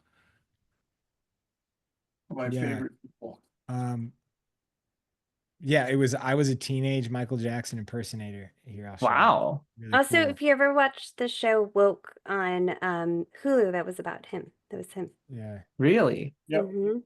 This is his graphic novel. You can check it out here. KeithKnight.bigcartel.com. Oh, that's Grab it. awesome. Wow. Yeah. That's really sick. He's awesome. Keith is the best. Yeah. Here's a question. Yo, when I paint digitally, I tend to worry about perfection to the point where the painting turns out to looking like AI. Should I loosen up and try not to fix too much mistakes? I was painting a mech and it's just hard not to be perfect. What do you guys think? I don't know if I can sympathize with someone who has trouble not being perfect. I Uh, maybe the question of like letting go, right? Yeah, I think it might be a matter of like when I would teach painting to perfectionists, my mantra is always like get in, get out. Like if you can make something in one mark, don't make it in three. It's a bank If your heist. shape is in the right place, Yeah. back away and don't, fight the urge to soften all your edges, fight the urge to, if the gesture and the composition and the mass and the dimension are where you want them to be, then that's the place where you can go like, all right, I don't need to slick it all up. yeah, I have a pretty easy fix for it actually. Don't zoom in. In fact, zoom out and Yes. work from No, you're right. yeah, work from and yeah, and just to kind of reiterate what you said about like kind of like that whole like blending kind of thing that people do. I actually don't allow any of my students to ever do that just because I'm just like if it doesn't look dimensional before you do that, it's not going to look magically dimensional after you do that, right? Because at the end of the day, render or even like really soft render just comes from a lot more values just being compressed together. You know what I mean? So then it's like a lot easier if you just manually control those values as you're building form instead of trying to smudge everything. Smudging everything basically destroys form. So it's like, yeah, one of those things. That's a good answer. I just want to remind everybody, Drawing Hive, it's sponsored by Visual Arts Passage. If you don't know what Visual Arts Passage is, we are an online art school, and our main focus is helping artists build careers doing what they love. The way we do that is we connect you directly with artists who are doing what they love and making money from it. They're supporting themselves, making images that tell stories. Um, we do this a little differently than I think most online programs or like online lessons. We make a big commitment to our students. When you become a student of Visual Arts Passage, we're putting you on a track. And that track is it starts off with what is your goal? What do you want to do? And it ends with, okay, let's build a portfolio and let's help you get out there. Let's make this reality. So we work on a semester basis. Our classes, our courses run 10 weeks at a time. They're entirely live. It's not like tonight. This is much more like a podcast. Um, our classes are live, they're fully interactive. You're like a member of the panel. You get to ask questions, you get to do assignments that are relative to the industry you want to focus on. And it's all about networking, connecting, and getting better at making art. So, like, if you're hitting a wall if you feel like you have art block or creative block, all these things like burnout, um, those are things that working artists have to they have to go through. They have to learn how to work around. They have to learn how to sidestep. Because if it's your career, you got to do it every day. And our program is all about helping you navigate that world. So we're enrolling right now. Classes start next week. We're in the sub 10-day countdown. So if you're considering illustration or fine arts as a career, um, the proof is in the pudding. If you go to our Instagram, you just look at alumni, or if you go to our website now, we just posted a ton of students, all the work they're getting, all of the awards they're winning. Um, it's always exciting. This is the time of year where we start getting all these notices of people winning gold medal this, gold medal that, and it's truly thrilling. And so yeah, it's we really try to bridge the gap between you and the industry. So go to visualartspassage.com if you want to learn more. We got some killer guest speakers coming up. Um, no doubt I'm going to be bugging you, Kai, about being a guest speaker this year. Absolutely, man. but uh, but yeah, we're enrolling right now, and I'm really proud to say John, Cassandra, and Adam all teach at Visual Arts Passage, and they run some amazing classes. I'm And signing up. yeah, yeah, yeah, no. Um, we just had this just amazes me. We just had our second student in 3 years won a gold medal at the Society of Illustrators with Oh wow. one of the assignments they did in class. Dang. Wow. Zach Rock. Nice, Zach Rock. That's Yeah, amazing. Congratulations. Zach Rock found a prominent fixture on the homepage of our website. That's Yeah, amazing. I mean, yeah, it really is. Yeah. He said, and in fact, Zach Rocks, we get along pretty well because he sent me a quote. He said, I can't think of a single assignment I've done for Visual Arts Passage that hasn't won an award. And I was like, Zach, you're talking my language, man. Wow. You're That's talking my awesome. language. Yeah. yeah. So anyway, that that's the end of my pitch. But man, and somebody said like, what if you don't have like a clear vision for like what you want to do?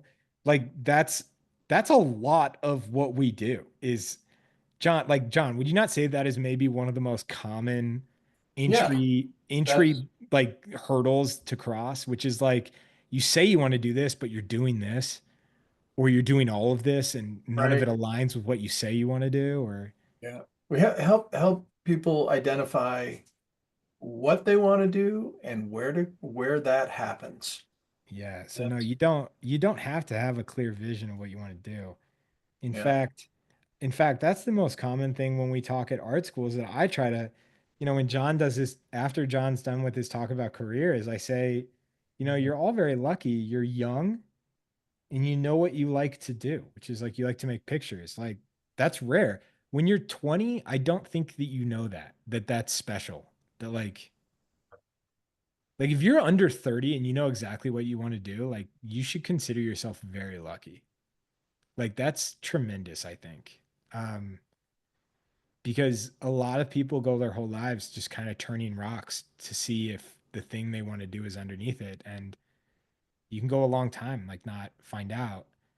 And then when we're talking in art school, we're talking about people that not only were they young when they found out they loved doing something, but they took like a huge risk and like in like invested in themselves on it. And I don't know. I love that. And I always say, like, we're talking with kids that like went to the right art school. I say, plus, you chose the right art school, which is like, you know how many kids chose the wrong art school? Yeah. Yeah. Like, yeah, you dodged a bullet. Uh, uh, Well, and the guest speakers you all get, blow me away.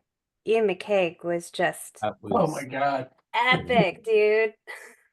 Ian McCaig, I just creator of love so many hearing him iconic talk. things. Like the energy he has the energy of like a 10-year-old just about how excited he is to draw and ideas and just just the excitement of warm-ups. You know what he does? He shines a light on the people that he interacts with that makes you feel so warm. Mm-hmm. And this is the perfect example of it. Before we're going live, so Ian McCaig is iconic conceptual designer. Um, you can't say his name without saying the impact he had on Star Wars. He created Darth Maul. Um, but we are getting ready for this talk to start. It's me and John and Ian in the webinar room. We're about to open it up to all the students. And Ian goes, and I'm just solely there to make sure Ian can share his screen when he needs to. Like I'm not there to facilitate the conversation in any way. That is John's duty on that day. And Ian goes, Timmy, I really hope you stick around and ask some questions. And I have never been more flattered by the statement of a guest speaker. It was so nice of him to say that.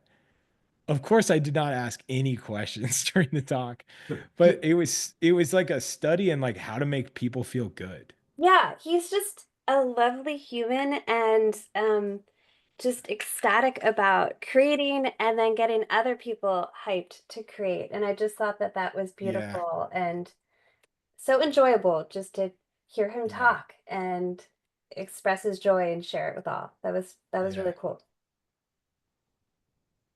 Also, he's just, you know, I mean, he's one of the big dogs that we've ever Well, had. yeah, talking about like meetings with George Lucas. And Steven Yeah, Spielberg. And yeah, and then yeah, them asking questions to him about yeah. how this should work. I mean, it was so cool. Yeah, it's one of those things where you're like, and I just want to be clear, not like we're not like selling the course right now. I'm just talking like I get excited talking about him because it's like he's so interesting because I reach out to people all the time who are at that level and invite them to speak and talk to students and essentially pass the torch to like the next generation. Kai, you are definitely one of those people. You've got an incredible amount of talent. And I reach out and say, like, hey, like will you like pass on this wisdom you have because you have a very special thing? Will you pass it on? And it is so common that I think the world of illustration is extremely like not this like photography is way worse than this, but in illustration you'd be blown away by how many people are at the top of their game, but they still have that insecurity bug where they will say like, I worked really hard to get these skills. Why should I just give it away for free? The number of emails I have that share that sentiment is, I mean, it's off the chart. It's a lot. Hmm. And when you have somebody, and this is not a sad story, it's really a celebration of how incredibly, I don't know if it's confidence or if it's just sheer generosity or a bit of both. Hmm. But like the willingness to just be like, oh, I'll just give it all away. Like I, I'm confident with where I'm at and I want to share this like, you know, share this special thing that I have. I don't know, but I find it really, I don't know, when I run into people that are just like, yeah, absolutely. Tell me when, you know? Um, I'm trying to remember who it was. It was a huge name that we had for a guest speaker in the past 2 years. John, you might remember. Um, I told them how much we pay for our guest speakers, and they did the whole talk and everything. And then they were like, "Where do I send the check?" And I was like, "What?" They thought they owed me. What? They thought they owed me. Yeah. And I was like, "No, we're paying you." They thought they were gonna pay me. I don't know why, but it wasn't a not it was a big one. It wasn't like a fresh star. Yeah. But anyway, that's how generous they were. I saw it as like a God, what a Sweet soul. Yeah. They're like, I'll go along with this Ponzi scheme. Yeah. Yeah. I no, I did not. I couldn't do that. The amount of bad karma that would bring my way, Mm-hmm. I can't imagine. For you, it'd be still be fall years later. Right. Yeah. You guys would see Visual Arts Passage at auction if that happened. Immediately. Yeah, immediately. Yeah. And that one would have come back on you. Yeah. Yeah. You can't get away with stuff like that. Yeah. Kai, you're so on the topic of talent. Hmm? You're a young person that has found a lot of you're accomplished. Oh, Do you I do don't you, know about that. you are though. You are though. You're doing a thing and you're seeing progress. You see Oh, results. thank you. You see like results when you focus on a thing. Do you find yourself moving goalposts often? Like Um, your idea of success or yes. Yeah, absolutely. I mean, I feel like being a visual artist, especially like someone working full time, especially in this economy and in this kind of like a climate, yeah. you kind of have to shift a lot of things in terms of expectations or whatever. I feel like my expectations for myself definitely shifted a lot more on the more realistic spectrum. Um, I Mhm. remember like I mean, now it's like I still like my whole goal now is I still want to open up my own school in the future, pass down the knowledge and, do all Mhm. that and teach with my wife, then just retire into that. But I remember I used to be so much like a lot more unrealistically ambitious back in the days because I feel like when you're younger, you feel like the sky really is the limit. Now that I'm like I'm gonna be 30 this year, so it's like I'm starting to just kind of go like, okay, like realistically, like what's possible, right? Because I remember when I was painting for 1 year, I think I was like 19 or 20. Dude, I was like, oh, this might make me sound really bad. I don't know if I should say. Um, should I say? I don't Definitely know. say it. Say it. Yeah, Um, definitely say. Bring it. dude, I was like, okay, don't, okay. I like, I was like, It's a okay, safe man, place. Yeah. give me I was like, like when I started, right? Like, I guess I had like a pretty good jump start. So I literally was just thinking like, okay, like, you know, I'm gonna, my goal is to be number one. Like I was like, I want to be number one. I want to overtake people like Jeremy Lipkin. I want to overtake, like, I was like thinking Yeah. all that stuff, right? It was like, but I think it was just young, right? It's like when you're young, you think like, the sky really is the limit. I mean, now it's like I'm starting to like to subdue a lot of that expectations because I'm just like, I don't work hard enough to like actually overtake and like those kind Mhm. of people just Or because like they paint way longer, they paint way more than I do. Like I'm again, like I feel like my passion lies not only in painting. I feel like if you really want to be that good, you really have to just only direct all your focus onto that thing in order to Yeah. really just, become right. Like I mean I that was don't Oh probably think yeah. that that's ridiculous Yeah. you saying that at all. I think one, that's a very broad view when you're new to it. That makes sense. And you've yeah. since Yeah. like garnered so much knowledge and you've narrowed in the field and you realize there's even more than just Yeah. that one. There is. So I think Yeah. that just speaks of maturity in the art, in no way I of like guess. a bad goal. Like that's a good No, starting no, point no, that's no. going to Yeah, drive for you, sure. right? It is. It definitely drove me a lot. I mean, I think without that, I definitely wouldn't have improved as much as I did. I would have, I didn't, I would have settled a lot faster. I mean, I'm Hmm. not saying I'm settling right now, but I'm just saying like, No, I no, would no, have no. just Yeah. been complacent a lot faster. I mean, now it's like I'm actually trying to re-enter that student mentality, like in terms of because for the longest time I was in a teaching mentality. I started teaching really young. And I've always just been like, oh, I'm the teacher, so I need to like teach all these things. But now it's like, especially recently with all the projects I've been kind of doing where, whether it be for like the stuff I did for like Marvel Snap, like painting all those things, or doing like comic covers, where it's very much just a lot different than the normal like fine art stuff that I would be doing before, where it would just be painting from life. That's all we did, just paint from life. It's like now it's like, composing different compositions or like painting more complex things or like, right.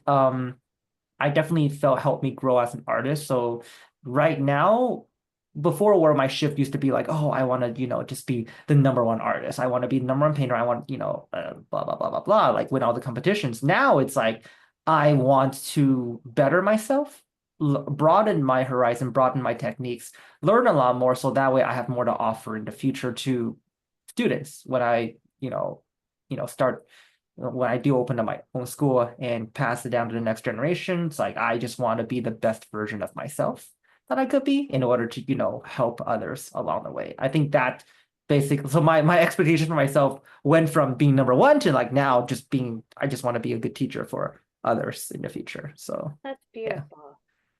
Yeah. Went from selfish to selfless. So I guess like you can think of it like And that. I think it's super Well, interesting you because I move think from it's want to need. Yeah. Yeah.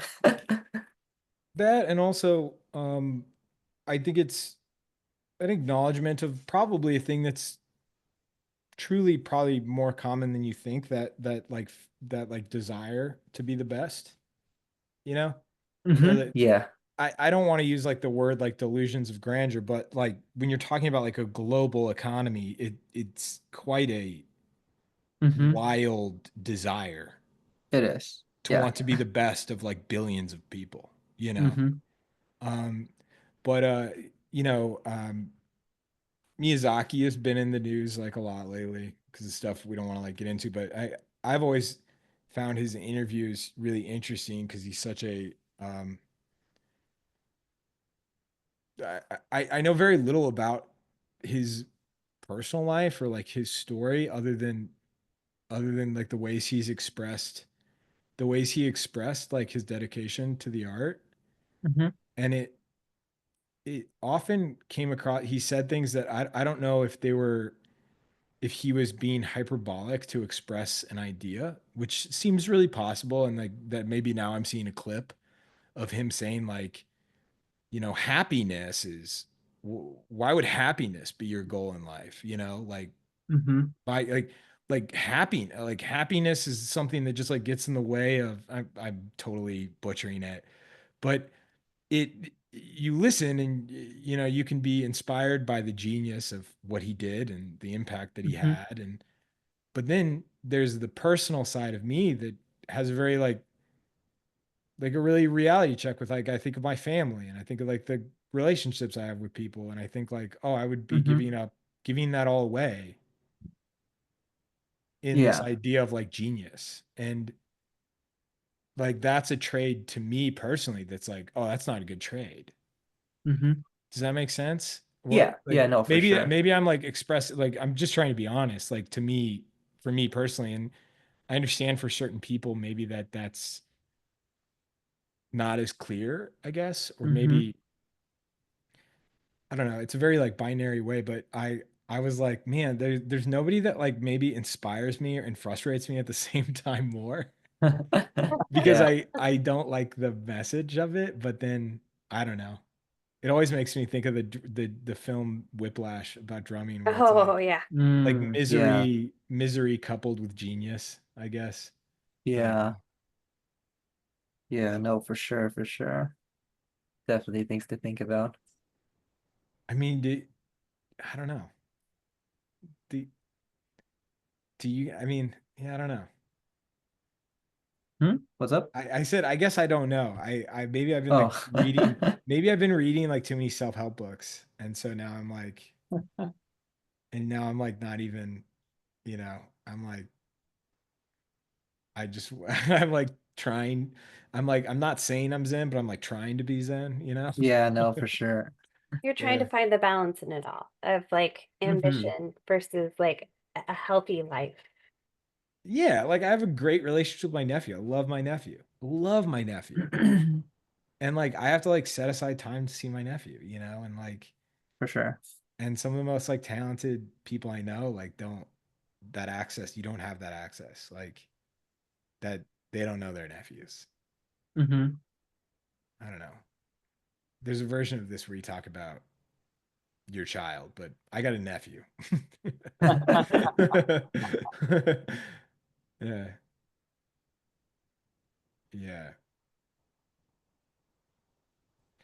Yeah, somebody says like I might have a richness of a human relationship that he didn't, and so you find that relationship with your art or with your passion or with your thing. And I totally could, that might totally be right. Hmm. That's a great counterpoint. I don't know. Everybody start posting your work to Instagram. We're gonna head over there in just a couple minutes. Be quick, don't be slow. It's hashtag Drawing Hive 245, hashtag Drawing Hive, and then tag at Kai Lun Q. Please, please tag Kai. Kai deserves it for tonight. This is awesome. Ah, thank you. Yeah, I'm Kai, is looking there a forward to seeing reason you everyone's work. chose is there a reason you chose C3PO? Is C3PO your favorite of the three or of the four? Um, a bit, yeah, but also I've just always wanted to paint him. I've never painted him. I've been wanting to paint him for the past 3 years, and I've just never had an excuse to, whether it just be like, no commissions that highlighted his character, and I was like just busy with client work and all that stuff. And when I wasn't with client work for personal work, I just didn't really have any because I don't want to make like a serious painting of him. I just want to do like a little sketch, but I just never had that excuse to. So yeah, this is like my excuse to do that. It's I think we need to have like a Star Wars creature night. Like, um, Ooh, I yeah. think that could be really fun. Also, like, what is that catfish head guy? Admiral Akbar. Yes, I've Oh, it's a always, trap. that's one I wanted to he's a paint trap. too. Yeah, that'd be dope. Actually, I'm gonna tell you guys this. I almost ended up not picking Star Wars. I was debating between Star Wars and The Room. Oh, the Oh, room. Like, dude, I really so next time maybe we'll do The Room because like I love Tommy Wiseau. Like I'll tell maybe I can talk yeah, about that that would time be I met him. beautiful image. Yeah, that's a good You one. met Tommy Wiseau? I played football with Tommy Wiseau. That man is the most Wait, what? interesting. You got to do like a room activity with Dude, Tommy Wiseau? yeah, man, yeah, dude, like I remember, man, like Hey, I met him at Mark. LA Comic Con. I met him at LA Comic. I'm just gonna do like a really quick thing, like tell you Yeah. really quick, like one. But yeah, I met him at LA Comic Con, and then like, I didn't realize he was there. I was a vendor there. I was selling Yeah. I was tabling there and I went to the bathroom and I came out of the bathroom and all of a sudden on my right hand side, I just heard like, ah, ha, ha, ha, what a story, Mark. And I'm like, what? I was like, wait, what? And then like I looked to my right and I'm like, oh wow, that's a really cool Tommy cosplay. But then I saw he was behind a table. And then I saw all the merch. Dude, okay. He was selling signed shirts, like signed t-shirts and signed hoodies of the room. Guess how much he was selling them for? How Oh much? my gosh. Like No idea. they were signed like A dude, lot, right? personalized signed shirts, dude. This man was selling them for $5. What? Oh, nice. My man was selling them at Walmart prices. I was like, what? And He's the man of the people. he was like selling the scripts, like the signed 250-page scripts, $20. No Yeah. And then I way. was and then I was like, oh my God. And then he had like six helpers. I asked the helper, I was like, hey, are you guys like turning a profit at all? Because like I'm like, these are ridiculous prices. Like I'm like, are you guys making money? They're like, nah, not really. And I'm just like, is he paying you guys? And he's like, oh yeah, very well. And I'm like, where's the money coming from? And then the guy asked Tommy, and then Tommy just hit him back with like, now, young man, you keep your questions in your pockets, okay? Don't be too sneaky. And Easy. then like I was like, what? Anyways, I went up to him and dude, the craziest thing, I went up to him. I was like, hi Tommy, I'm such a big fan of you. And then he's like, oh hi. And then I was like, yeah. And then he asked, he's like, oh, what ethnicity are you? And I'm just like, oh, I'm Chinese. And he got so excited. He got so excited. You know what he did? He went back and he brought back like just this his lunch, but it was like empty. He finished it. So I didn't even know what it was. He's like, look, remind you home. And I'm like, what? And then like one of his helpers like, oh, that was Panda Express. And I was like, oh, yeah. Yeah, that reminds me home, Oh my Tommy. God. What an insane, what an insane interaction. I don't think I've told you guys this before. James Franco came to my class one time, like What? my oil painting Really? class. Yeah, he came to my oil painting class one time. So I thought I mentioned that to Tommy because James played him in The Really? Disaster Artist.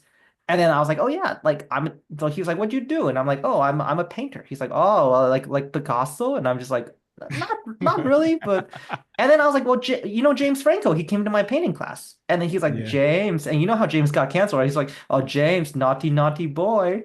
I'm like, yeah, yep.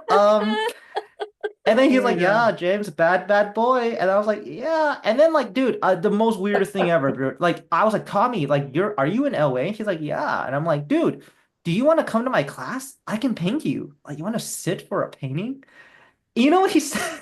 He was like, he's like, you want to paint me like the flower Rose from the Titanic? And I'm just like, I want to paint sure. you like one of my French girls. Like, Yeah. And then he's like, you want me to be naked? And I'm like, oh, no. It'll be a portrait. It'll be a portrait. He's like, you sure? You sure? I could be naked. It'll help you sell your class better. And I'm just like, dude. Yeah, like he was like laughing at me. I was like, that's crazy. Anyways, he's like, hey, you want to play? He was like, you want to play American football, good American sport? I'm like, okay. And then like Oh my we just God. threw football back and forth from each You other. became his mark.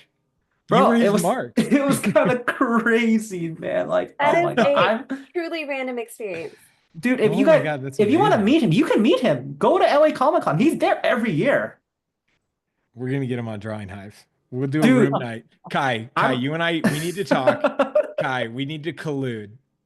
I'm Okay, gonna go meet him you and I. again. I'm going to LA Comic Con again this year. I'm not even Okay, going as a vendor. I'm going just to meet him again. Oh my okay, gosh, Kai, it's you and amazing. I need to collude. We'll get a room night. Bro, You're gonna be on, and we're gonna get Tommy bro, Wiseau on. It's definitely gonna be an adult episode, everyone. bro. No kids. Oh man. Oh yeah. Yeah. Dude, yeah. So I really wanted to do Tom was so, but then you're like, oh, we never done Star Wars. I'm like, I could paint Star Wars then too. Let's do it. But I literally was this close. I already had the references ready. It was like, We're gonna make a big night of it. We're gonna get Tommy on. We're gonna get somebody associated with the room on. dude, Which oh man, it'll be a trip. You could probably nice. get Greg Sestero on, bro. Like Let's do he it. does a lot of these. Like he plays Mark. He's the guy that wrote the Yeah. Disaster Artist. Like you could probably get him out. Really? He's been on many different things, just talking about it. So Oh man. I Oh, wouldn't be surprised if he actually Kai, replies to you. Kai, that made my night. That's awesome. You guys Yeah, ready to see dude. some art? Yes, Can't Let's do please. it. see. Ooh, Ooh, great job. nice. Ooh. Yeah. Oh, Pete, adorable. Oh wow. Oh, Terry that's sick. Crews. By the way, Terry Crews just shared Pete's work of him That's from the so break. awesome, Pete. Whoa. God damn. That's fantastic. Ooh, Oh, that's Alberto, Oh, sick. that's so wonderful. cooking. Oh, nice little Oh, sick. Wonderful, 3.0. Terry. That's awesome. Ah, Robert. Yo, dude, Wonderful. Robert, you're so good. Hmm. That's amazing. I love it, Ooh, Jeff. Yes. sick. Oh, Oh, that's cute. so That's such a great. cute Grogu. That is a really cute Guragu. That's awesome. Oh Oh, I man, love how awesome. tiny that is. It's Oh, so That's so good. awesome. Ooh, that's sick. Beautiful. That's really sick. Oh, I love it. Great job. Nice Chuck. Really nice, Chuck. Grogu. Great job, Oh, Felicity. nice, Wow, Felicity. you were really working on those reflections. It's Yeah. awesome. Good stuff. Oh, Oh, I AJ. really Oh, like that's that. cool, That's EJ. awesome. I really like that. Oh, I love it. Dude, that's awesome. Wow. Lovely. Dang. Good stuff. Ooh, That's sick. Peter. Wow. Oh, sorry, everybody. That's Instagram saying I'm addicted. Um, Wow. and I'm like, get out of here. We need more. Oh, that's awesome. Dude, that's so sick. Really great. Damn, everyone's so fast. That's crazy. I know Yeah. they're really A good. lot That's of them are doing super like dope. multiple images too. Yeah, I know. That's what I'm saying. I'm like, why is everyone so fast? Makes me feel bad. Love Nice. it. Dang. That's awesome. Good stuff. Oh, Robert. Dang, Ooh. Look at a Robert. ton of these. Dude, that's what I'm saying. Yeah. Why is everyone so fast? I don't get it. Oh, I love the gold. Great That's job. awesome. Nice. Oh, so Oh, cute. Aw. really great. I love that, Chuck. That's killer. Awesome. Wow. Good reflection. Go Really Goo. nice. Hey. Love Nice it. stuff. Nice, nice, nice, nice. Of the post-its. That's Ooh, Oh, nice, fun. Andy. that's sick. So great. Good, Arturo. Nice, Karen. Karen. Karen. Nice. Grogu. So cute. I don't get Grogu. tired of seeing Grogu. Grogu's. So sweet. This Oh, is gonna be one of wow. my This favorite is sick. So droids of good. all time. This is sick. A lot of Pete for one night. Yeah. And they're Wow. all amazing. Oh, this is sick. I really like this AJ, one. Oh, beautiful. great. That's really sick. Hmm. And AJ, yeah. Yeah. Yeah. Oh yeah. You know it was AJ. Really Nice. nice.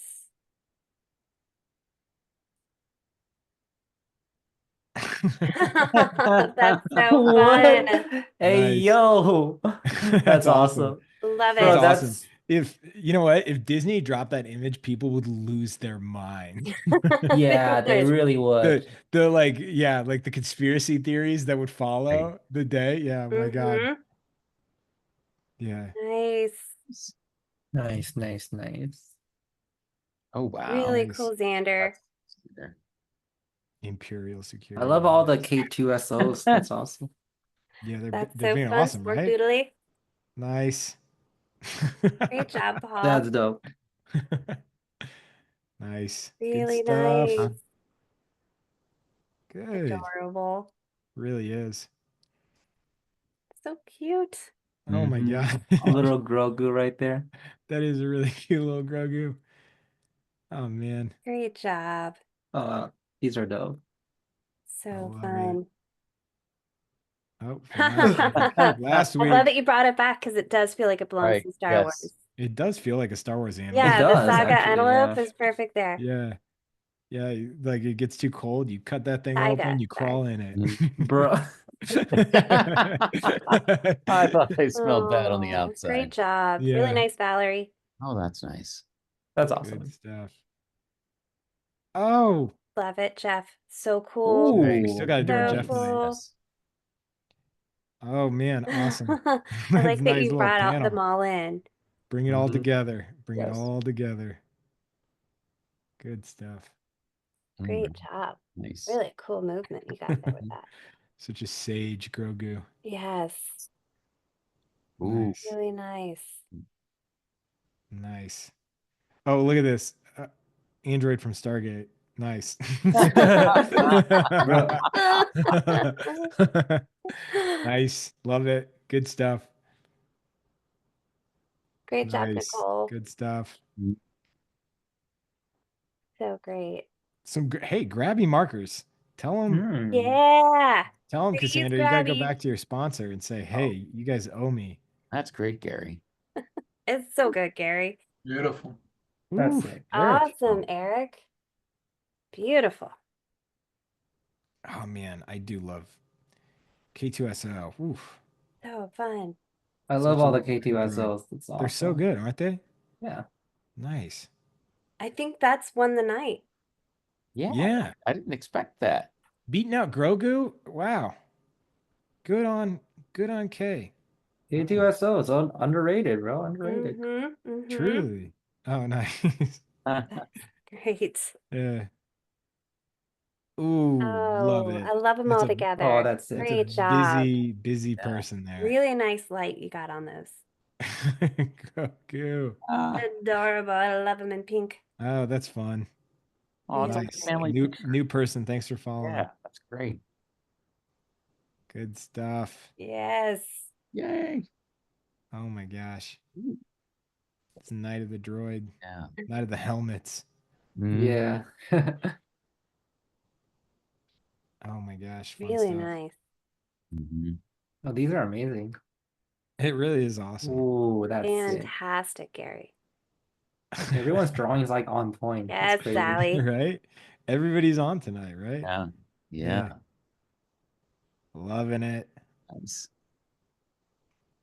Great Love job. it. Well, Good stuff. Better late than never. right. So fun. Oh, fun. Some Ooh. like third Really great Tuesday. job. Yeah, Love that's that. fun. All right, that's a fun one to end on. That's a And good one. I just first of all, A couple important notes. First of all, enrollment's still open. So if you're thinking about this, go sign up now. Classes start next weekend. Two, we have a very exciting announcement. Cassandra, do you want to say who we have on next weekend? Oh, Joe Vo, he's so talented artist. If you guys watched Resident Alien, his art was the one that was highlighted in it. Mhm. And he's also like a Family Guy director, but his fine art just blows me away. It's so wild, and he's coming on. Yeah. Can't wait. So Jovo, our Oh. director of Family Guy, one of the few directors of Ooh. Family Guy, is on next weekend. And so tune in next week. What a fun night. This was awesome. Thank Kai, you, Kai. It's Hi, just Kai, Thank such you a joy oh to my guys. watch you gosh. paint. Yeah. Kai, Thank Oh you for yeah, of being here, course. Kai, Cassandra, Adam, Timmy. It's been yeah, fun. Kai, open door policy. Next time you're on, let's do the room. And Hell yeah, let's dude. get a Let's do it. weird guest on with Oh you. my God, let's do it. Oh my gosh, it would be something epic. something that just makes people uncomfortable for 2 hours. All Oh right. my Wild God. art will All come right. from that. All right. Everybody, have a fun night. Good night, everybody. Thanks for drawing Good with night, us. Thanks, guys. everybody. Bye. Thank you.